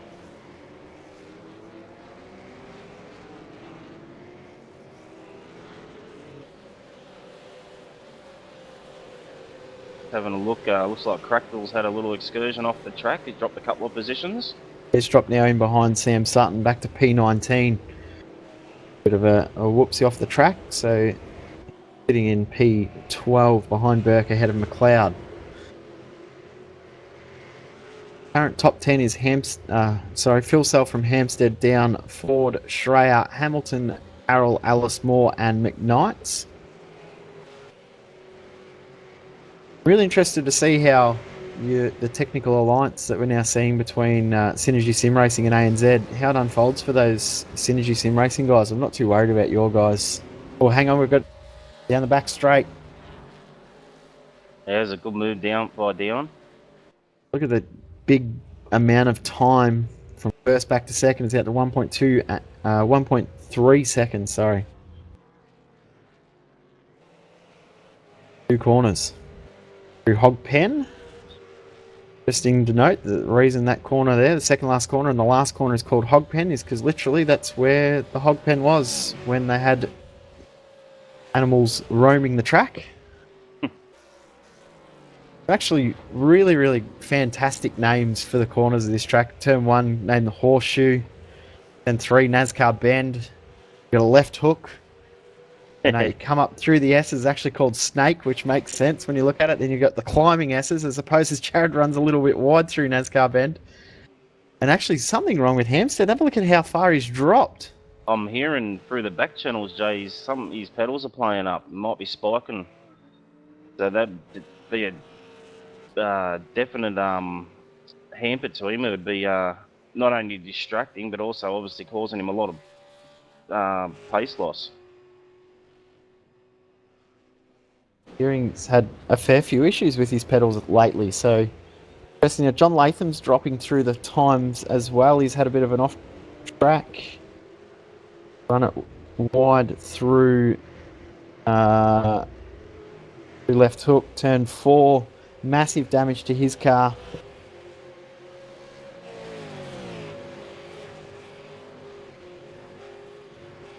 Looking to see, he actually looks like... Oh, Okay. He's actually made contact with one of the Daco cars who was facing the wrong direction. Kurt Stenberg. Stenberg, little incident with Michael Cracknell. And going to continue on and slammed into Latham. That's crippled both Stenberg and Latham. Yeah, I couldn't find him there for a minute, but Latham, yeah, he's huge damage Yep. to the front right quarter panel of that car. So, battle 10th, 11th, 12th, Mitchell McLeod, David Moore, Sean Kelly. McLeod's gained over Moore, with Kelly now putting pressure on, and Jake Burton getting involved as well. Drag race down into turn 1. Yeah, the Daco Commodore's got the preferred line, but Kelly switches to the inside. He's going to try and brake late. He's not going to get that done. Oh, and Moore back up the inside of McLeod. That was a nice move by Moore. I don't think Mitch was really expecting that, but he got the No. job done. Really good move. Kelly's not done. He's going to try and get back ahead of Burton as well. Oh, as McLeod gets all sideways there through turn 5. Up to the best bit of the track. It's even more fun when you're following someone and they get it perfect as well. Yeah. Tuck in behind them. Ease off the throttle. Tap the brake as you turn it into the left-hander. And hard on the brake. Sorry, through the right-hander. Hard on the brake into the left. Come down the hill into the famous oak tree section. Oh, it's got more going off the track. And McLeod's run wide as well, in sympathy. More disappeared from my screens. I think he might have had a big lag issue there, and he's he can lose grip with some lag issues, and he's gone straight off the track. Yep, just had a little blink on my screen as well. Bit off the track. But we've got Burton. He's down the inside of McLeod, and that's the job done.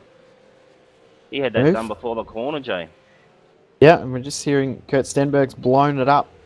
Coming back, he's not making it back to the pits. Being advised that his car is safe and off the track so he can escape out. Stops, and Richard Hampstead has now dropped back to P5 behind Michael Schreier and Ian Ford. Yeah, and Those pedal issues really hurting Hampstead.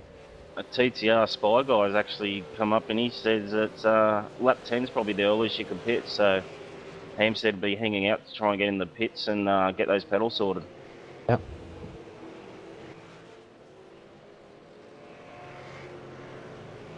Because with Hampstead's problem, it's elevated Ian Ford to a podium position at the moment. Which I don't think will be settled at all. We always see in pit stops, we always see something strange happen. We always see that one guy that'll speed in the pit lane, one guy that'll forget to do something with fuel, or one guy that'll take too much or not enough. Definitely not over when we see, we're only 9 laps in. Seen in almost every race we've had in this season so far, something strange has happened in a pit stop with any of the guys in that podium position or the podium areas. Oh, you might be onto something there already, Jay. Madison's down last lap. It didn't register a time for me. Madison's internet connections are quite famous throughout sim racing of going on him at the worst times. Hopefully that stays strong for him. Lots of jokes about that, isn't there? Yeah. Usually involving a selfie, I think. Yeah.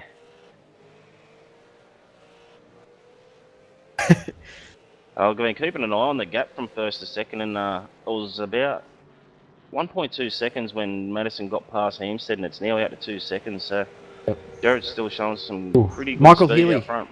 Sorry, Michael Healy facing the wrong direction coming out of the roller coaster. Mike is being involved. Oh, McLeod and Kelly actually have had a big moment right ahead of him, and McLeod facing the wrong direction has made contact with Healy, and Healy's ended up the biggest loser from that. McLeod actually now in the lane. Kelly continuing on, but wow, this race is all going on. And as I just went back and had a look,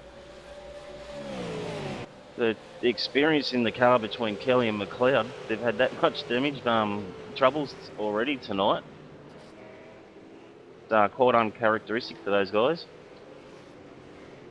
Yeah, I would say that'll be McLeod race done.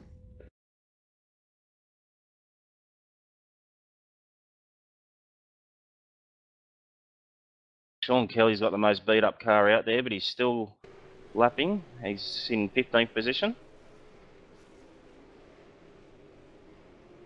And it's these kind of races where you just bag as many points, Jay, to for the championship. Yep. Because drop rounds will come into effect very, very soon. You see Sam Sutton off the track. What's happening with him? He's stopped.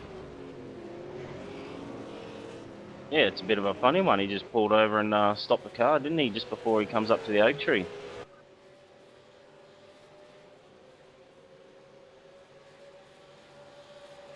He's still just A sitting real strange there, one. so... He's just pulled it off the track and pulled it up. Oh, he's escaped now, so that's race over for Sam. Obviously, if you escape in this series, you can't re-enter the track. Yeah, it's a bit of a strange way for that to end. I don't know what's happened there.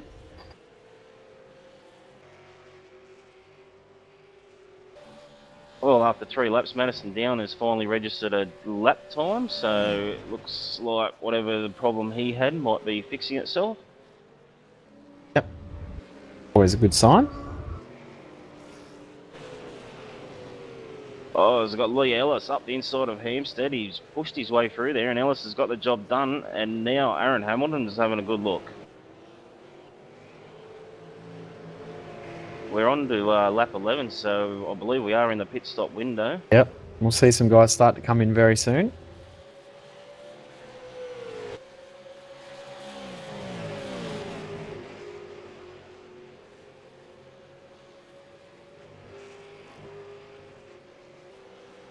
Cloud is now out of the race. Sam Sutton has disconnected from the service. I'm not sure what's happened with him. He may have actually had some sort of hardware malfunction. Always left the session.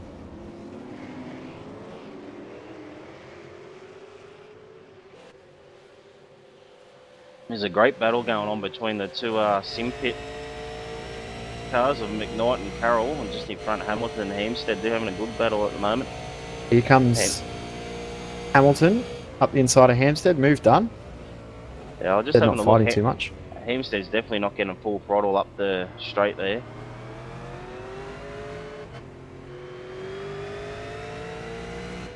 Wonder if you'll pit this lap and see if you can go from there.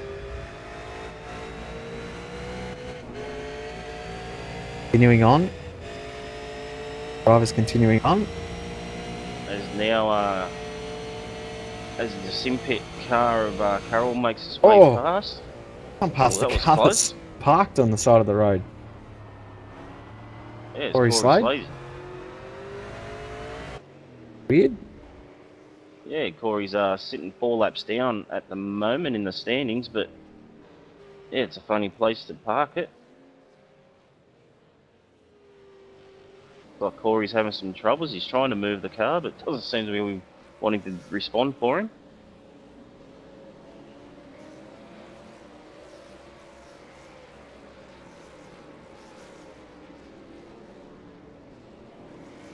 He's pretty much just let the whole field go past, and now he's re-entered where he could do it safely.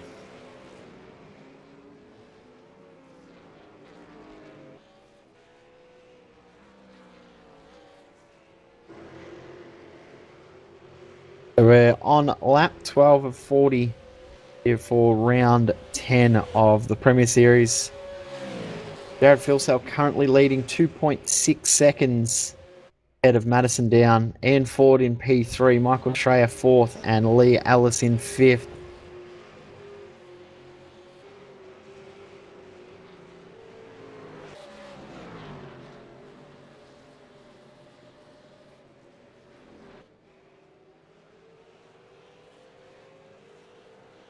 Aaron Hamilton and Carroll.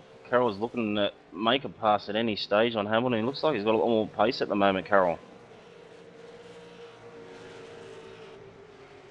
Yeah, before they caught up to Hampstead there, as Hampstead comes in the lane, I thought Carroll was going to get past Hamilton, but with a, can't really say slower car with Hampstead, just the other car that they were catching rather quick, it sort of interrupted their battle a little bit, but now continuing on, Carroll has some really good pace.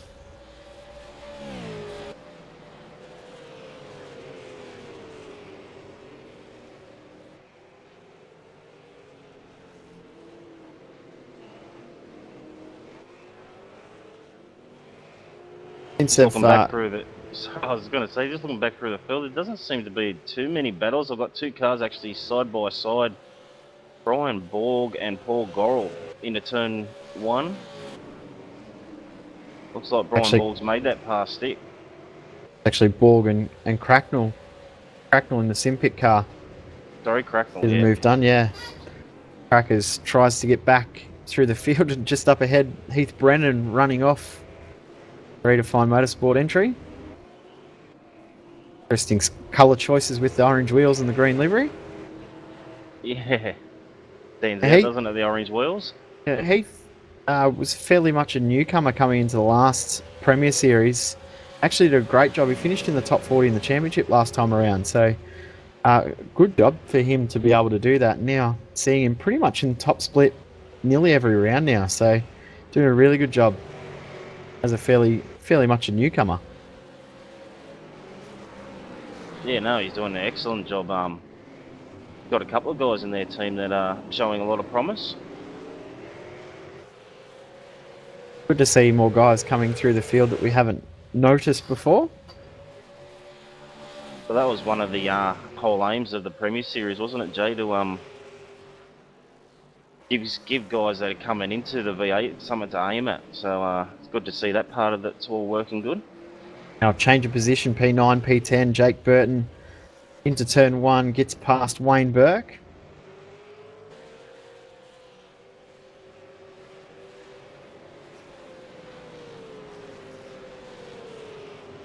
And it's good to see Leighton Fine not too far behind those guys in 11th.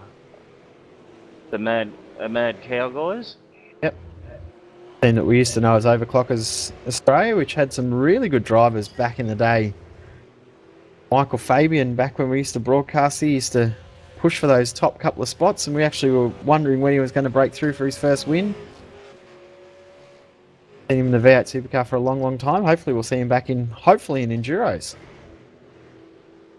Yeah, I was actually, they were in our race at the Spa 24 Hour the other day, and they did quite well. So that, a lot of fast guys in that team. Yep, we won't talk about the Spa 24. Actually, no, we will. Let's talk about the Spa 24. Last weekend, the Spa 24 Hour. Big congratulations to all the Australian teams that ran.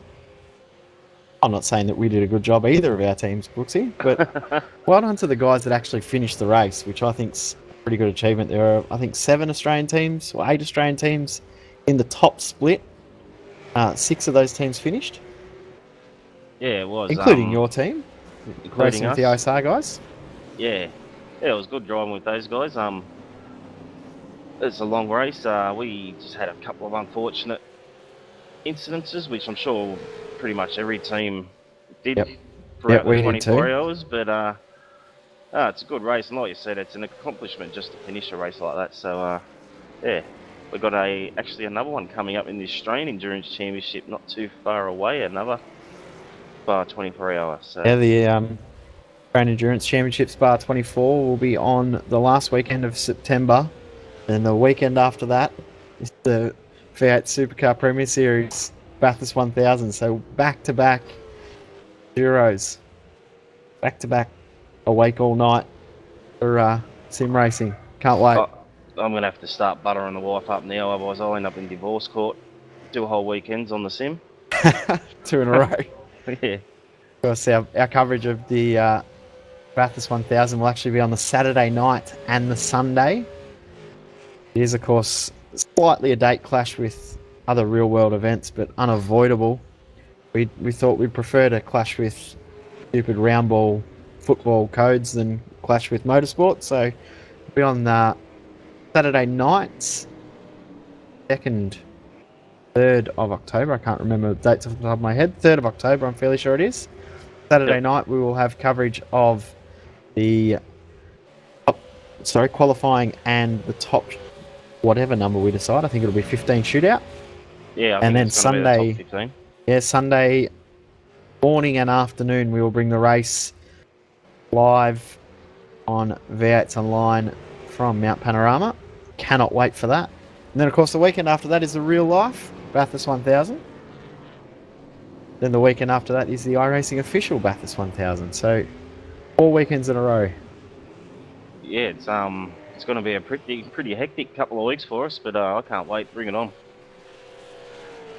Been an incident with Richard Hampstead. He's actually gone wide at Oak Tree and looped it around, fighting through. And we've got John Latham, who's blown his engine and is asking to escape. So Latham, both TTR cars, not having a great night, but we'll see John and Richard no doubt team up in a couple of weeks' time for the endurance rounds. They're the Bathurst 1000 champions from last year. Yep. Able to beat Jared and Scott McLaughlin. Yep. Now, Race. Jared, who is Jared racing with in the endurance rounds? Secret, mate. Secret? Nah, Justin Ruggiero, I believe, Yep. is. Do you want to jump in the car with him? Yep. I Beautiful. was waiting for my call up, but it never comes. So I was going to say you'll still be waiting. So I haven't been called back in either, so we should go in as a team. you and me, Yeah, we'd be Well- crash test dummies, wouldn't we? would make split 5, I reckon. Oh, jeez, we'd be lucky to make that. Of course, we will have our standard pre-qualifying format for all 3 endurance rounds, which of course are Spa, Bathurst and Phillip Island, and in the middle of each of those rounds we will have 2 standard rounds with our first Premier Series round at both Mosport and Monza. Well, pretty much the staple track we've seen in all of V8 Supercar seasons we've run for years and years and years. One of the most action-packed tracks we have in the whole series. Yeah, it certainly is. It's one of my favourite, actually. I love my sport, so can't wait to get the V8s there. I might even turn some laps. And I think I can see a blown engine of Jake Maloney. He's got a lot of smoke pouring out the back of that, and I think you'll be seeing him head to the pit lane this lap. Jake Maloney. Lane? Smoke in his car though. What? Actually driven past his box, so he's had to back it up.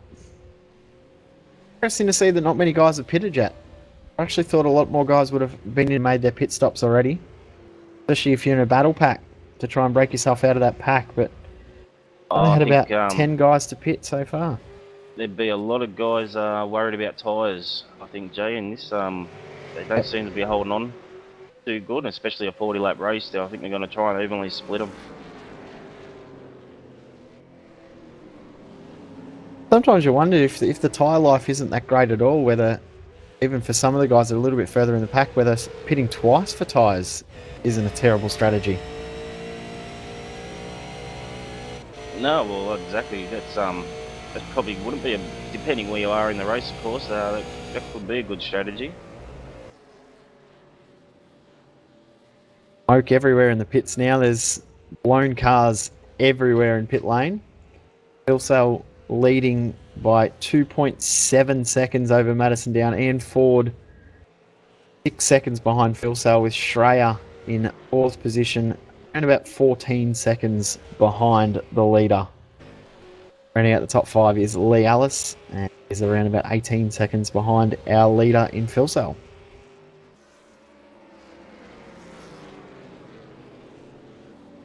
Everyone's pretty well spread out. This track tends to do that. Spreads the cars out a fair bit. It's a long lap around here. Bit of a battle going on back in the field. We've got Paul Gorrell, Simon Black, Leighton Fine. Leighton already has processed down the lane. Oh, that's a risky move. Simon's having none of it. Gorrell's gone off the track. And, I think he was probably looking in his rear view mirror. Yeah, and Simon into the lane because he's no point fighting a battle you can't fight too aggressively. So in the lane, lessen the damage. That little battle there that Fine had with Black, that's brought Brennan up pretty close to him.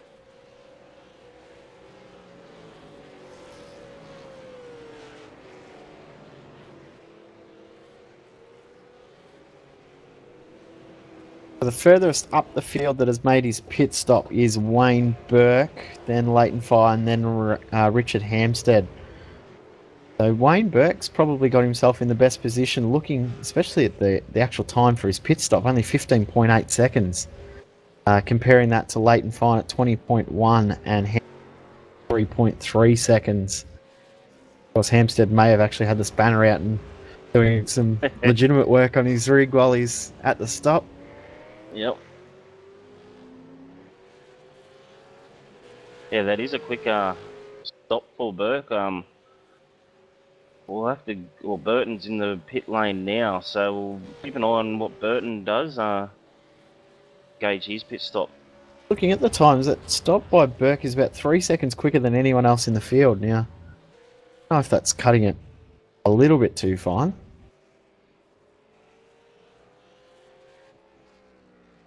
See the stop here from Burton.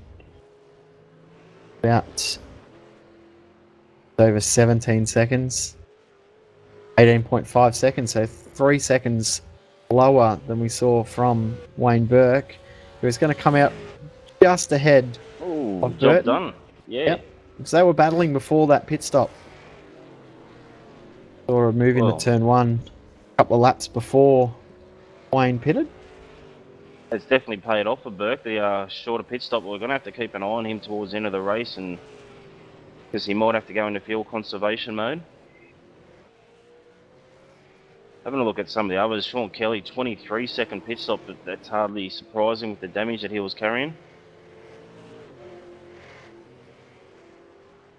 Maloney's still in the lane, still getting service on his car. I think he might as well give up on that though.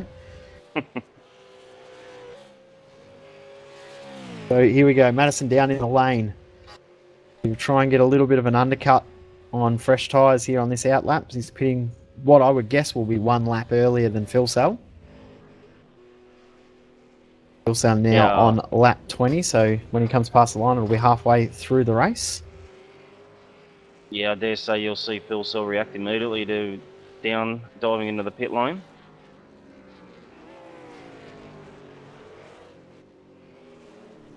Amazing how much strategy's now come into these races. We used to think back in the day, before we even used to have pit stop races, there was no strategy. Then all of a sudden we got our first race in this series with a pit stop, and it was just added a whole new element with a 20-second pit stop there for Madison.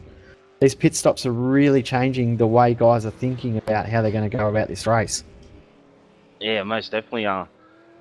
Even some guys are, some races aren't even worried about tyres, just taking fuel, and that's really has thrown, you know, there's a lot of variables that can come into it these days. I mean, back in the day, we were being iRacing just to give us the proper fuel tanks in races. Now we can now we can pretty much simulate the real life stuff. Yeah, I remember when we used to have a 120-litre tank in the old V8 Supercar. We have finally got it down to the 75-litre tank. They used to have in the old sprint format V8 Supercars. Of course, the new cars now, the car of the futures, which we're now running now, 112 litres. 110-litre tank, 2 litres of lines. Hey, you're very knowledgeable, Jay. I didn't even know that, mate. Bit of a nerd, mate. You should have worked that out by now. As we see Phil Sell dive in and react just as we thought he would, I will keep an eye on his pit stop. Down took a 20.1 second pit stop, so we'll keep an eye on Phil Sell and see where he comes out as Ford also goes into the lane. I guess Shreya will probably come in 2. Yep. And Alice as well. Knight will continue on, so he will take the lead of the race with Carroll coming in the lane. David Moore will jump in as well. No, he makes a liar out of me. He continues on. Phil Sell, stop time, 19.9 seconds, so the exact same time within a tenth of Madison down. Gap before the stop's 2.6 seconds. The live gap now, a little bit less. Bit of a net gain there for down over Phil Sell. Yeah, that first out lap on the fresh tyres, Down's put in a very good lap, and he's gained up more than a second. Nearly 1.5 seconds. That 1 lap, we often see the 1 lap earlier pit stop makes a bigger difference than the 5, 6, 7, 8, 10 lap earlier pit stop. If there was a smaller gap between Phil Sell and Down, Jared may have been smarter to stay out, but right move coming in the exact same lap and he maintained that gap, albeit not quite as big as it was. Well, after watching that first stint, Jaron be pretty buoyant. Madison wasn't able to pull that gap in, so I think he'd be thinking, well, as long as I can get out in front, I've got the speed to stay there. So that would have been the plan. But of course now Down is in that 1 second window of Joe where he can get a good tow up these long straights at VIR. And I think the draft will be the key here between both Phil Sell and Down. Hitting that gap, either stretched out or closened, will come down to probably one lap coming out of Oak Tree and who gets a good run and who gets a bad run. They both continue to get very, very similar exits. They'll continue this gap about the same, but if one of them get a really good run out either way and the other one makes a poor one, that'll either end the gap or make it extremely close as Madison Down just punches out the fastest lap of the race. 1:47.5. McKnight's one of the last cars in the top group to make his pit stop. I'm out right where he was before the pit stop, just ahead of his teammate Martin Carroll. Still three drivers left in the field to make their pit stops. David Moore, who is leading the race at the moment, Dale Nish and Paul Gorrell. Got Darryl Gale off the track and with a blown engine just escaped then between turns 3 and 4. Race done. Unlucky for Darryl. I think I do it every week, but another shout out to Darryl. Darryl, one of the biggest fans of V8s Online. He actually joined iRacing after watching our broadcast back when you were driving, Brooksy. No. Yeah, Long time years ago. Yeah. Back when we used to battle, mate. Yep. That was a very long time ago.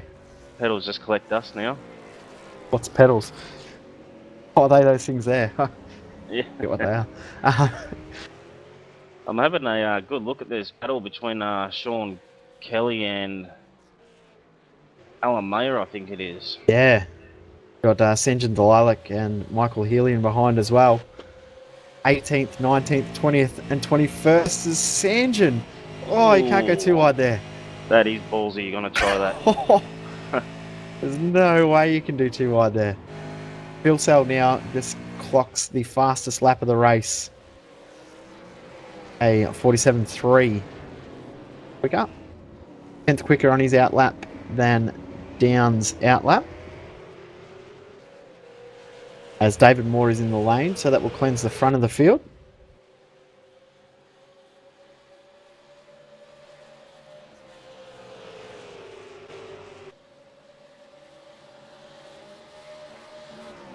He's dropped a couple of spots there, I think, David Moore, has he? Yeah, he has. He's dropped back in behind Leighton Fine. He was up with Aaron Hamilton before the pit stops, so he has dropped in behind. Dale Nish is now in the lane, so still Paul Gorrell left to make his stop. Lane as well, so the field is now cleansed after lap 23. All the guys obviously struggling for tyres and wanting fresh ones as late as they could get them, but as early as they could as well. Try and do as long a stint as possible set of tyres.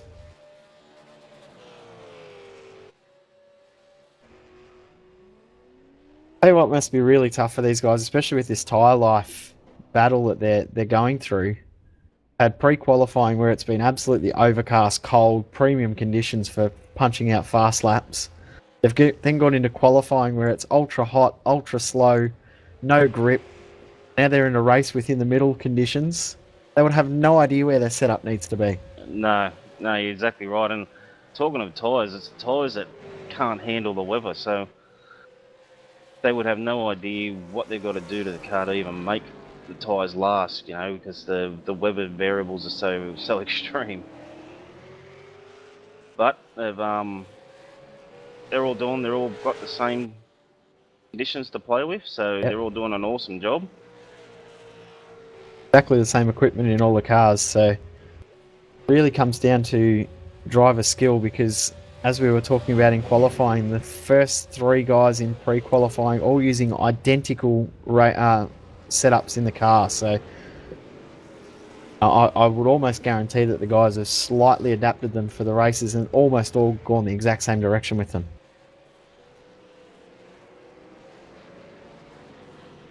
They're keeping a close eye on the gap between the 2 front guys, and Jared's just inching that out about half a car length a lap at the moment, but nevertheless he's inching that gap out a little bit from down. Now to 1.1 seconds. Down's just able to keep in that draft, so fuel cell won't be pulling away too much at this stage.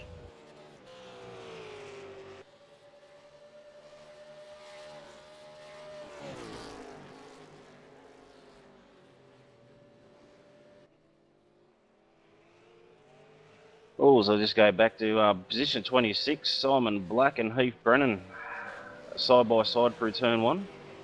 Almost through turn 2 and side by side through 3 and a bit of a touch. He's got a touch.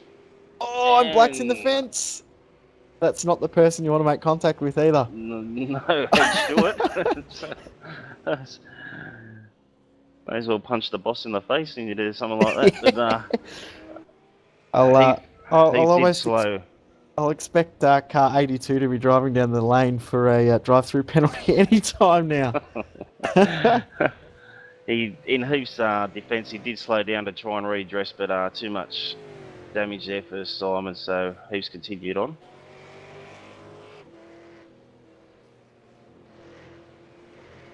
Actually, Brennan looks like he's just cruising around. He's not even pushing the car at the moment, so... Oh, you feel terrible when you do that too. Slow down, he's going to let Paul Gorrell pass and he'll wait for Simon by the looks of it as well. He's not pushing very hard at all.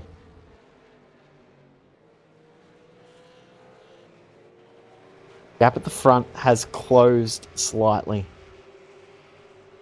Now 1 second exactly, so a 10th was gained last lap, and Madison now looks like he is in the draft.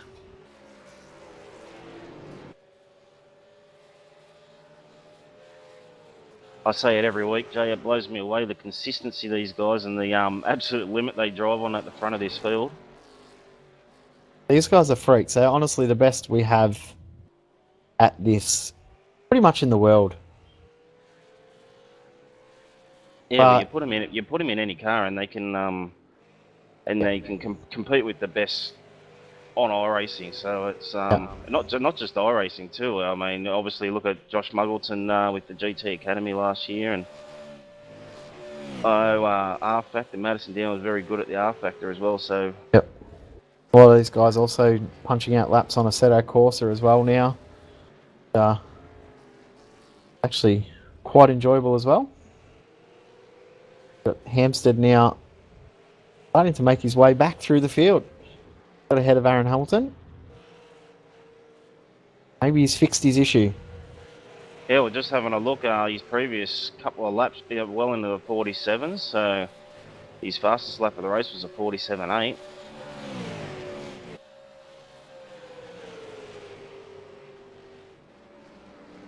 Interesting to see what happens with Hampstead. Where he fights, where he ends up. So this will be all about points consolidation for Hampstead now. We'll just try and take a bit of a bag of points leading into the Enduros. Unconfirmed, but I would have no doubt that he would be driving with John Latham once again. Beatable combo last time around.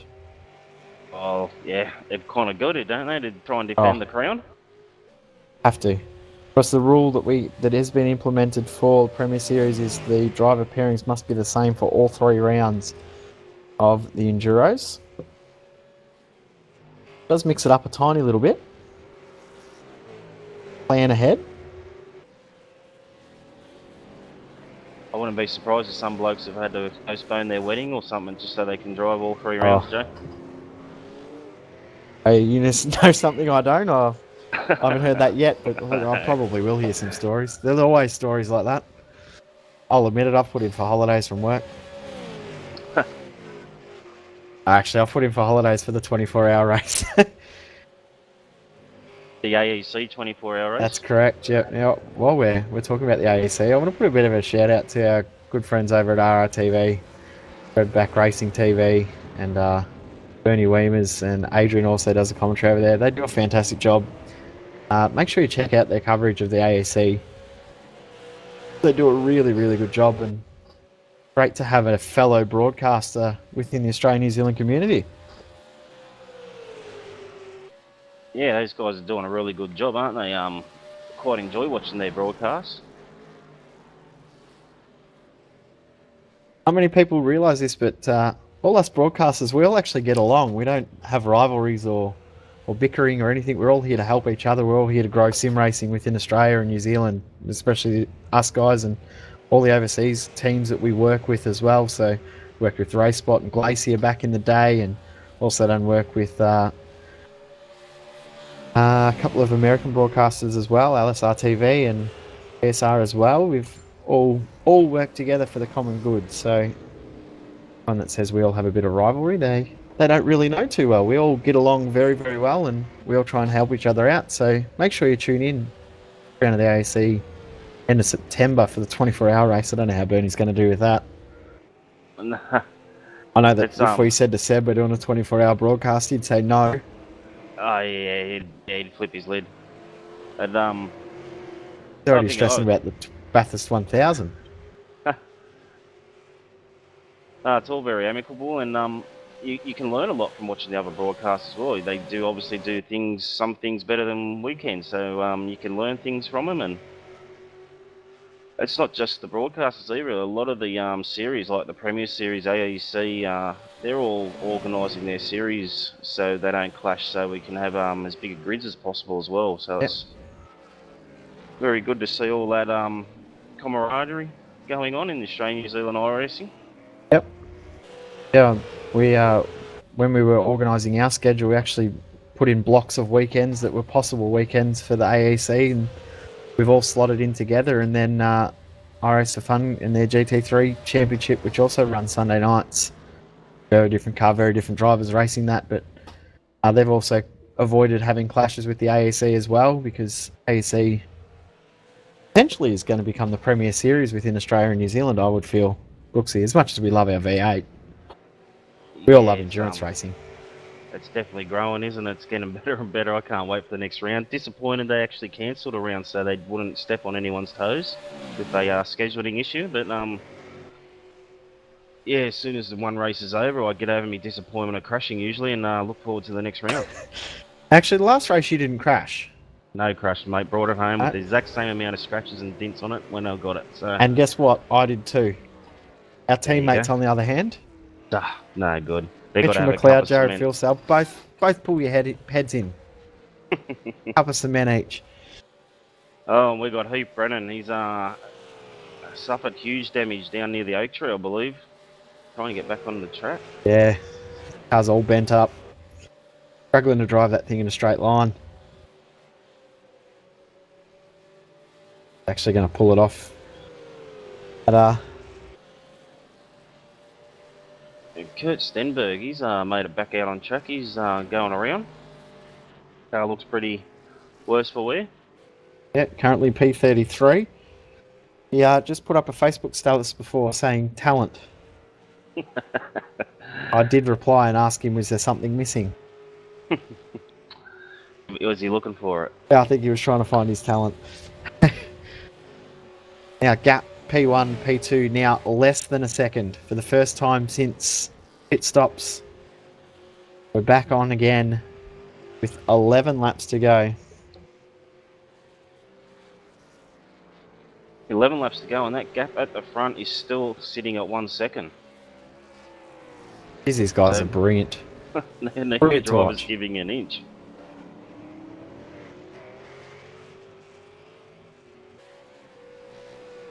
Oh, we're talking about names of the corners. You know what, this little part here that Jared's just going past, where you've got that little bit of an run off on the side of the track there on the left.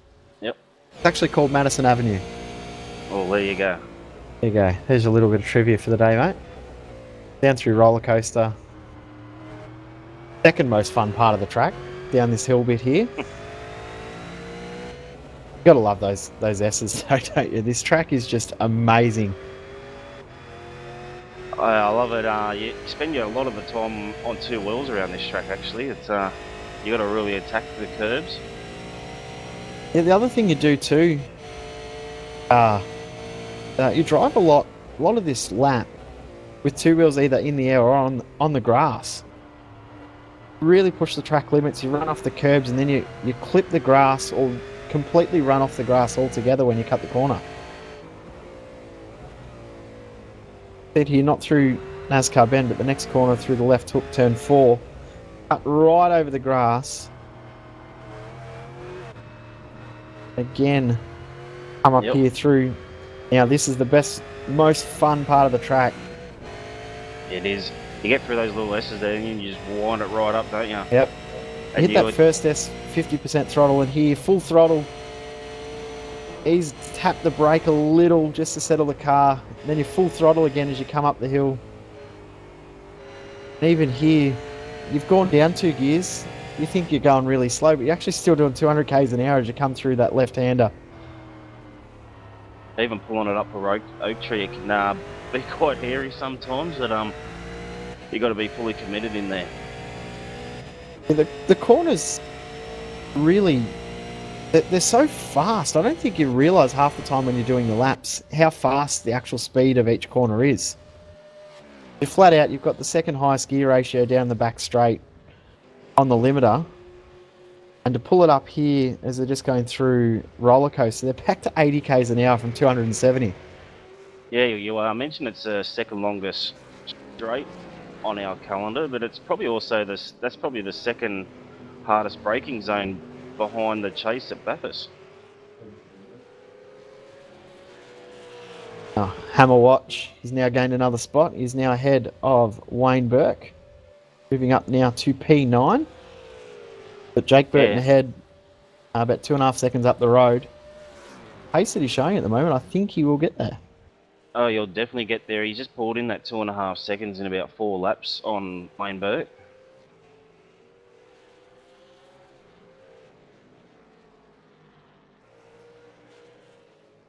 Of course, Wayne Burke's no slouch in the V8. He's doing very respectable lap times out there. Was picked up a podium in the last round. After Hampstead, what was he nicknamed? The Rolling Chicane? After the massive damage he had to his car last round. It was a bit of a rolling chicane in that first stint there with his pedal dramas. He'll love us calling him that too. If he keeps it up, it might just stick.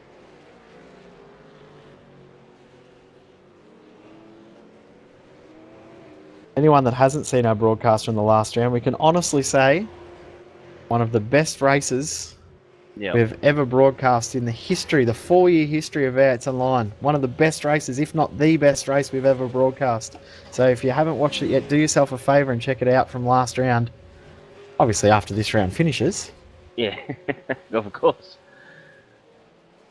Yeah, it was, wasn't it? The battle up the front and then the battle in the mid-pack was phenomenal, actually. The cleanness of the driving and how close they were and the pressure they were applying to each other. Unbelievable. I think that will be talked about for years on end, like we've talked about all different sorts of moments from our pasts. The finale at Suzuka, always talked about when I'd broken an eardrum from their man screaming when Justin ran out of fuel, or Madison's lack of first gear at this track here. The battle we had nearly 4 years ago between Madison and Mitchell McLeod, where Mitch thought the first line at Brands Hatch was the finish line and slowed down, only to realise the second line was the finish line and they're separated by 1/1000th of a second. We've had some epic races over our time. It's amazing to think back to what finales we've had, what amazing dramas we've had in amongst our racing. Oh, exactly, and you get to know the personalities in the sport. There's sometimes it's better than the real life stuff. I think it's better because we know the guys. Yeah. Actually, talking about the battles, looking at Aaron Hamilton, Hamilton seems to have a lot more pace than Fine. He's caught up to the back of him.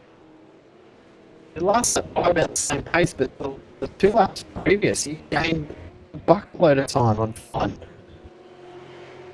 Everyone more. The guy that is behind him, and a couple of seconds behind, he's got more pace than both those guys. Of course, he's pitted most recently out of those guys. Last driver to make his trip down pit lane.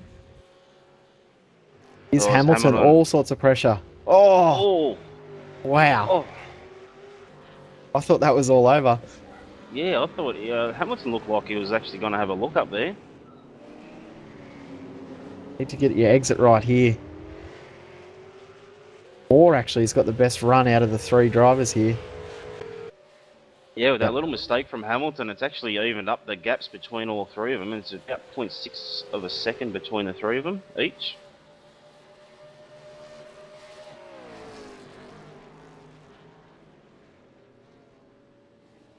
But I think out of the 3 of them, Fine's the one struggling the most for lap speed. Yep.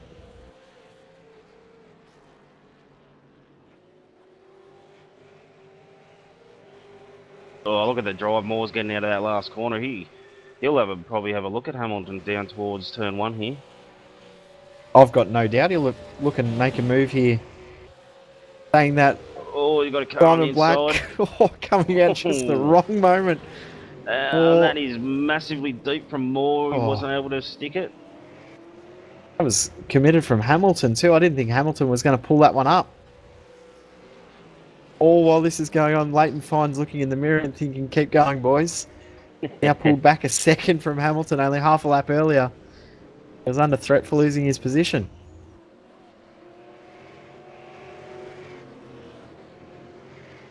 The battle's starting to develop, which we need to keep an eye on in a little bit, I think, but not quite yet. P4, P5, it's down to 1.5 seconds between Schreier and Ellis. It was out 3.5 seconds only a couple of laps earlier. So we'll have a look at that in a couple of laps, but here comes David Moore. I reckon he'll make an attempt on Hamilton coming into roller coaster. Yeah, he's definitely got the car planted out of the corners. It's got Yeah. very good drive.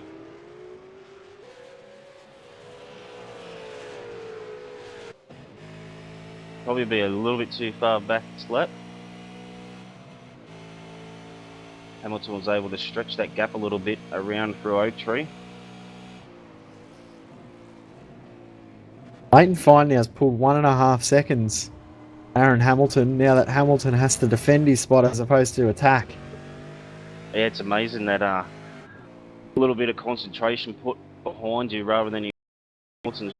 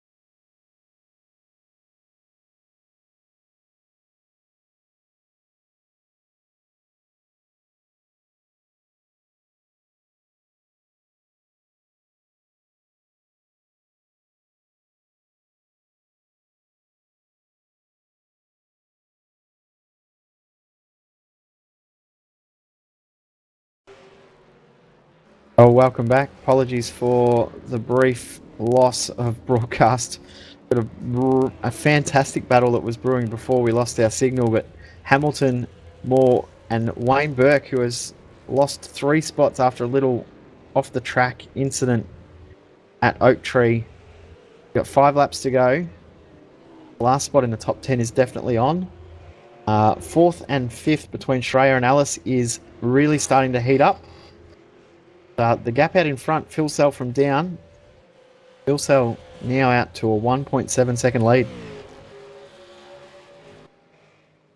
Yeah, he's answered that question we asked at the start of the race if his tyres will hold. They seem to be holding.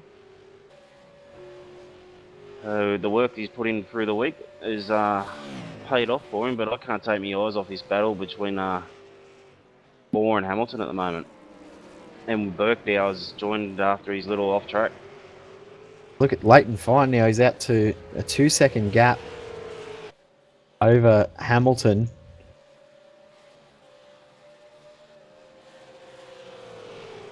As Hamilton's weaving, trying to break as much draft as possible. I don't think that's going to really help him. It's definitely not. Once you got the draft, you're not going to lose it from weaving. It's very hard to pass at the end of that straight because the road's actually got quite a bit of a left-hand kink in it. Turn 1's the spot to make the pass.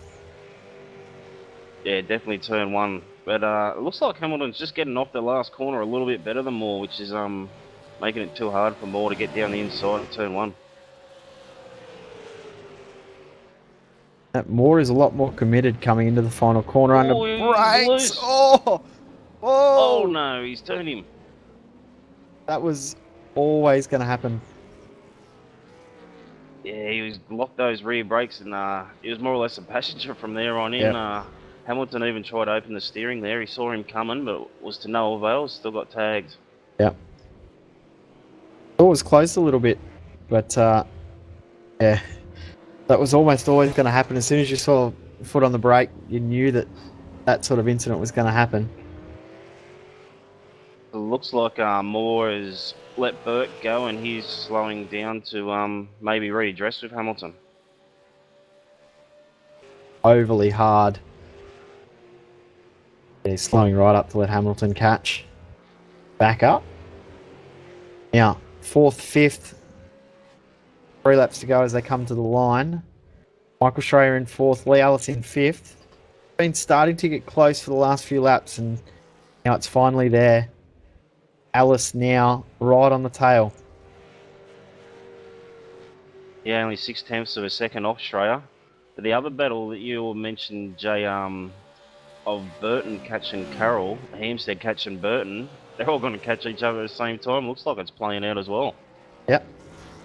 Only 0.6 of a second between Burton and Carroll at the line. And 1 second back to Hampstead, who's resolved his pedal issues and is charging forward. It would have been interesting to see how this race panned out if Hampstead didn't have those pedal issues. Now, while we're talking about gaps closing, have a look at the gap for first back to second. Phil Sell now only 0.7 of a second ahead of down. They've had a bit of lap traffic and that's enabled Madison to catch up. Back in the draft and back in this race.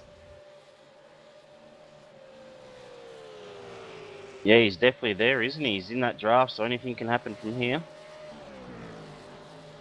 Phil Sell's just spent the last 15 laps battling so hard to get out, to get that down out of that draft. It's only taken passing 2 lap casts to get that gap back together. Saying earlier, when we saw someone try to make a move through those S's, you can't go too wide there. So if lap cars have tried to let those guys through, just can't do it. 2 laps to go. Jake Blackall getting lapped. He moves out of the way for the 2 leaders. Oh, and down was a little crossed up heading into turn 1.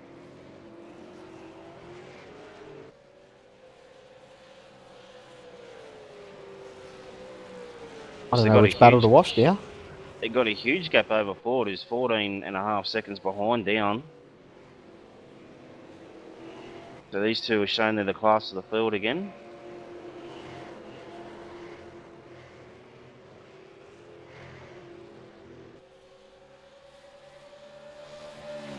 And then also Ford's done a very good job, very consistent lap times from him, and he's pulled a huge gap over Schreier. It was a 13-second gap.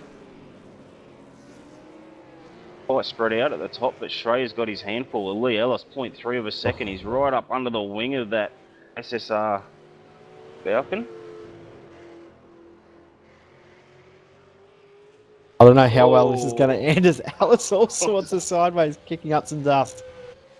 You can see that Ellis is hungry for that position, can't you?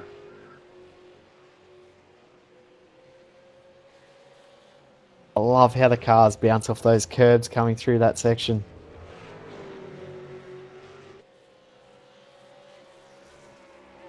Gap at the front now, under half a second. Oh. 2 car lengths separating first and second. Nothing separating fourth and fifth. 7th, 8th and 9th separated by cigarette paper. This race is just heated up at the exact right moment. We are coming to the line to get the final lap. Madison's got a run here on Jared coming into turn 1. Is he close enough to make a move? Jared with very, very shallow entry. Boys, the other passing spots, Jay, we mentioned just before, turn 1 is your best. They're not going to get another chance to go through turn 1, so where would you make the pass? It'd have to be coming out of Oak Tree. You need to be tucked right in behind. Almost take a slightly different line to make sure you get maximum run off the corner. It's so hard to pass. You can almost make a move into the corner before Oak Tree. Double right-hander at Oak Tree. You can almost make a move there if you're close enough, but Madison definitely not at the moment. Hey, Jared's put in a very good first sector. So stretch that gap a little bit. Madison needs to absolutely nail this corner here and get a beautiful run off it and hope that Jared gets a little bit sideways, which he just did. Jared goes immediately defensive, straight to the inside of the track. I don't know, it's a long way back, but I don't know if I can cast your memory back, Jay, to Richie Stanaway on Justin Ruggier here on the last lap. That's the best bump and run we've ever seen in our lives, isn't it? But Jared, this has been a brilliant drive. Yeah, right. He's led from start to finish, led pretty much every single lap, parring some pit stop phases, and Jared Filsell, he's going to take out round 10 of the V8 Supercar Premier Series. I'd never say never in this series. He may have run out of fuel, but good win there from Jared Filsell. Great drive. Official gap at the line. 0.199 of a second over Madison Down. Fantastic drive from both of those guys. Only Richard Hampstead didn't have those pedal issues. Who knows what would have happened up the front there. But big congratulations to Ian Ford. He has been so consistent in this series, just plucking off really good results, and that'll maintain his P2 in the championship with a P3 tonight's race. Well done, mate. Yeah, Michael very Schreier. good. Sorry, you go, Brooksy. Yeah, I was going to say, very good race there from Ford, and Schreier managed to just hold off Ellis as they cross the line 4th and 5th. James McKnight finishing P6. Martin Carroll holds off Jake Burton and Richard Hampstead for 7th, 8th and 9th. As Hampstead slams into the fence because his pedals are obviously playing up that bad. Leighton Fine rounds out the top 10. And David Moore actually managed to get ahead of Aaron Hamilton towards the end of that race. Obviously, we saw the little incident that will obviously was redressed. So David playing it fair there. So I would guess that he's got past legitimately second time. Yeah, we weren't able to quite follow it towards the end there because the battle at the front heated up so much, but that turned into a very exciting race here at the end. There was quite a few good battles going on. Oh, fantastic race. So, as again, Premier Series doesn't fail to deliver. This next round will be our first endurance race as we get into the season of endurance. We'll have a separate endurance championship, and also the points will go towards the overall championship, like in real life V8 Supercars. For next round, you are tuning in 3 weeks' time. We're at Spa for the. Not sure how long the race will be yet. It's unconfirmed. Yeah, it's a closely guarded secret, a little, isn't it? I can reveal the time. It will be between 3 and 4 hours in time length. Exactly worked out the number of laps. That's all I'll reveal. We'll go through the results from that race. Congratulations to Jared Filsell. Great win over Madison Down. Ian Ford in P3. Michael Schreier in 4th. Lee Ellis 5th. James McKnight 6th. Martin Carroll 7th. Jake Burton 8th. Richard Hampstead in 9th position. Then Leighton Fine rounding out the top 10. Yeah, and then over the page, got 11th to Wayne Burke and David Moore 12th. Aaron Hamilton in 13th after their great battle. Richard Owl didn't really speak much of him all race, but in 14th, and Alan Mayer in 15th. Good drive by those guys. Michael Healy in 16th and Mitchell Abrahall in 17th. Jake Blackwell in 18th. He was the first of the cars over a lap down, and Sean Kelly in 19th and Josh Burton in 20th. Yep, then Todd Parks in 21st, Craig Jones in 22nd, Paul Gorrell 23rd, Simon Black 24th, Corey Preston 25th, Sanjin Delilac 26th, Michael Cracknell, Jake Maloney, Heath Brennan, and Kurt Stenberg, all with fairly beaten up cars. Yeah, definitely. None of these guys actually finished the race. It was Brian Borg in 31st, 32nd to Dale Nish, 33rd, John Latham, Darryl Gale 34th. Corey Slade in 35th, Sam Sutton 36th, and Mitchell McLeod in 37th. Kane Kugimaya in 38th, 39th, Scott Connors. And that was the full grid. It's fantastic to see all those drivers racing tonight, 39 car field. We will probably have even more cars in the next race at Spa-Francorchamps, so make sure you tune in 3 weeks' time. We'll get some guys in for a chat very, very soon. Brooksy, that was definitely a fantastic race, and I guess our question was answered in regards to tyres. Jared looked like he was able to hold out, and towards the end, I reckon he might have been getting a little bit nervous about those tyres. Yeah, well, we won't know until we really have a chat to him, but maybe he did catch a fair bit of lap traffic towards the end. It might have threw him off his game a little, but take you out of that rhythm. We're only mentioning it doesn't take much to start losing a temp here or there.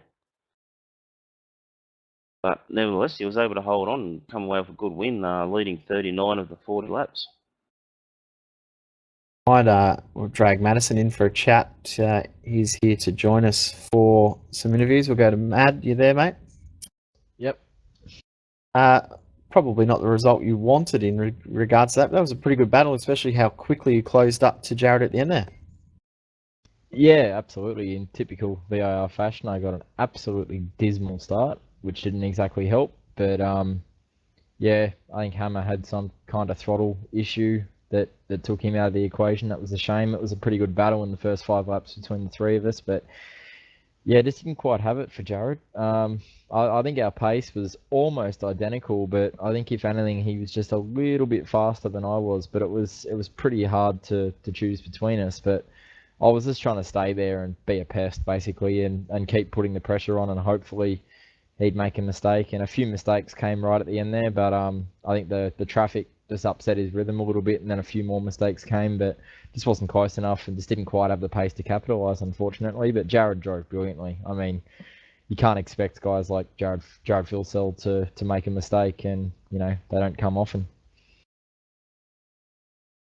Obviously, we move into endurance mode now, mate. Now, who are you racing with for the Enduros? Oh, at this stage, I think it'll be Leos, but I'm not entirely sure because we've had a few guys in our team kind of drop out or drop participation throughout the championship, like Damien Butler and Tony Orchard as well. So we may have to do some driver shuffling depending on those things. But at the moment, it'll probably be Leos. Well, Yeah. 3 weeks' time, mate. You can't wait for that. I know you probably can't either. Yeah, and Spa, isn't it? The first one? Yep, first one. Yeah. probably best track, I would I guess. was gonna say, yeah, I know. In the old car anyway, pretty much every time the V8 went there, almost all the times I won the race. So Spa was a very happy hunting ground for me. So hopefully, haven't even driven the new car there, so we haven't been there in probably 2 or 3 years. So yeah, hopefully that natural ability at that track carries over, and I'm able to be pretty competitive.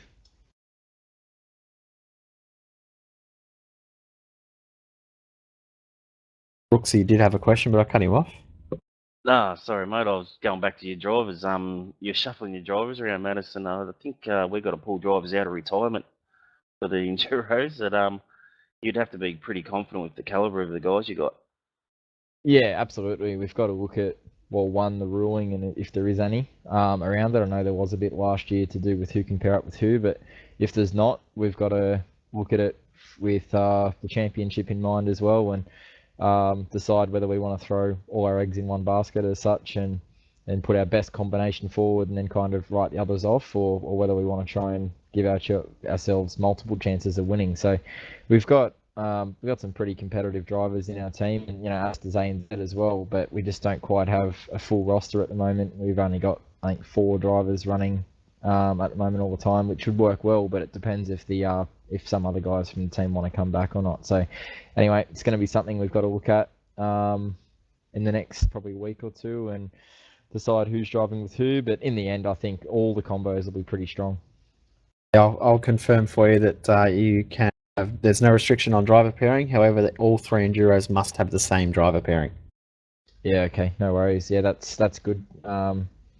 It would probably work actually to put Lee and myself together, because unfortunately, I'm pretty sure Lee and myself can't make Bathurst, so it's a bit of a shame. Yeah, it'll hurt the championship a bit, and that's a shame. Like, neither of us want to miss it, but for me, October long weekend, I'll be off at the Cobra Nationals, so I can't complain too much. But it's a shame. It's probably the sim racing event we look forward to most all year, and can't make it this year. So yeah, in that case, it'd probably have to be Lee and myself, so we don't stuff everyone else up.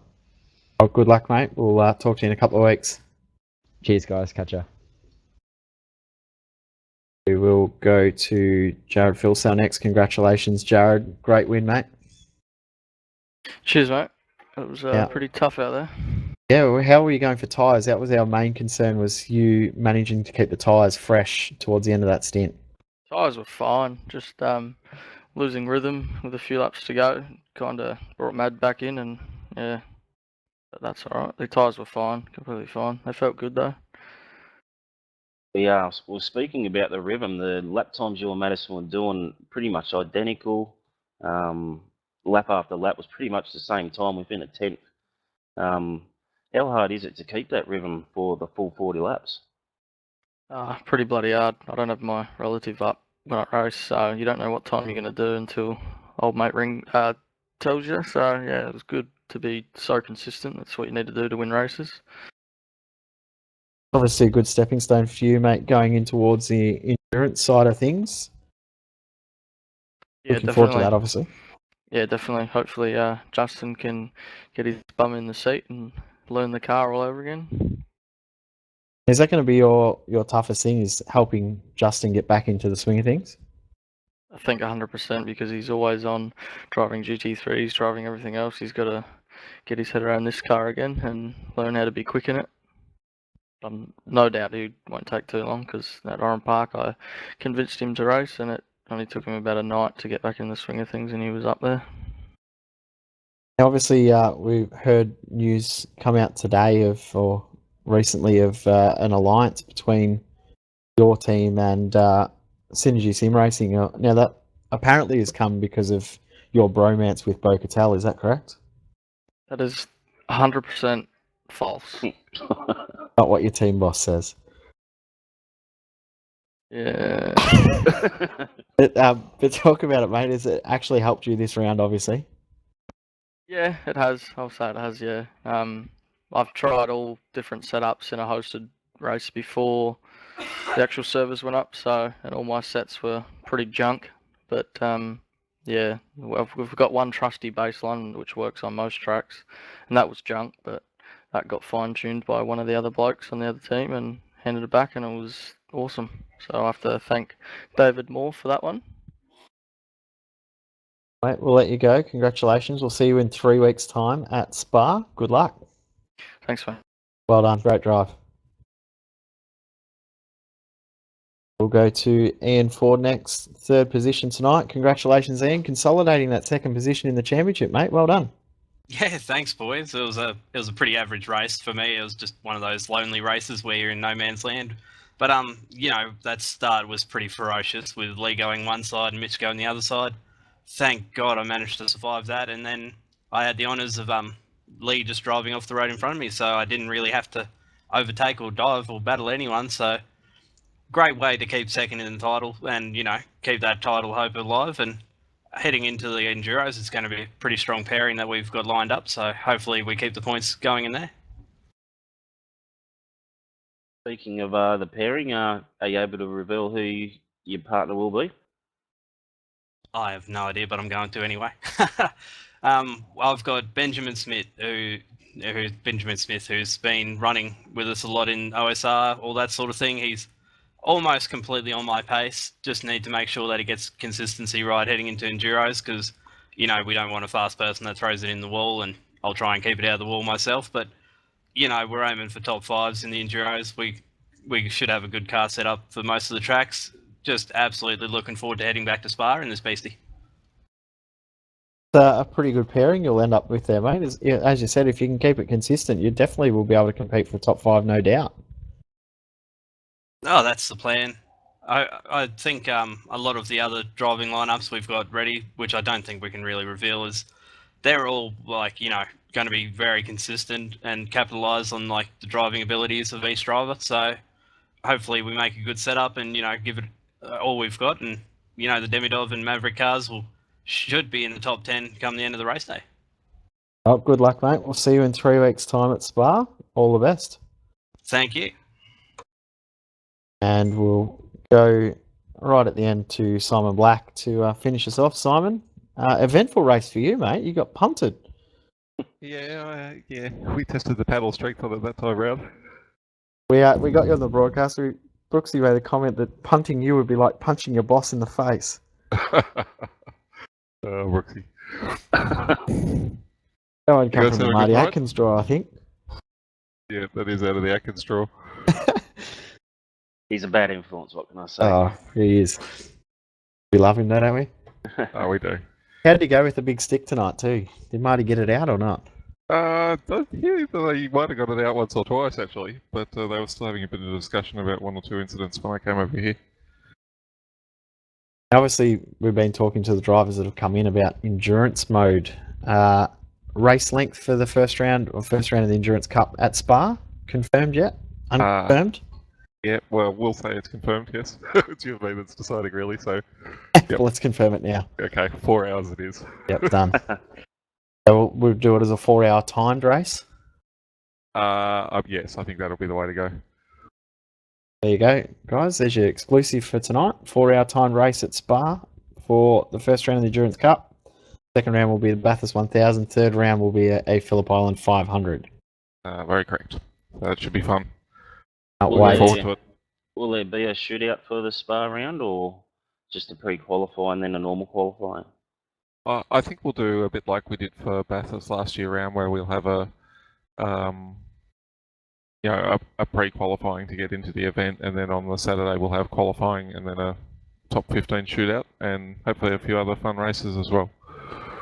Yeah, I know there's been a few things organised in regards to support categories for all 3 endurance events, which is going to be fantastic, and something extra that we will have part of the whole event that we will have for our Spa, Bathurst and Phillip Island rounds. Cannot wait.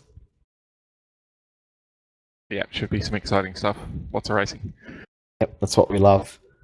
Now, we were talking earlier, Brooks and I, about Australian Endurance Championship and 24-hour races. Simon, I've heard that you had a great start to your 24-hour campaign, but ruined by your teammates. Is that true?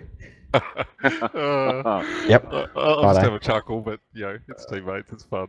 We all had a great time anyway, so yeah, I think in all of those events that we've done where there's been teammates, we've thoroughly enjoyed it, whether we had a good result or a bad one. So that's probably testament to that it's fun racing with your mates. I think that's the best thing about the 24-hour races too. Is you battle with your mates, you have fun with your mates, and at the end of it, you're still mates. Yep. Or most of the time. We don't have to pay for multi-$100,000 cars, so No. Geez, imagine if we had to pay for that HPD that we bent up.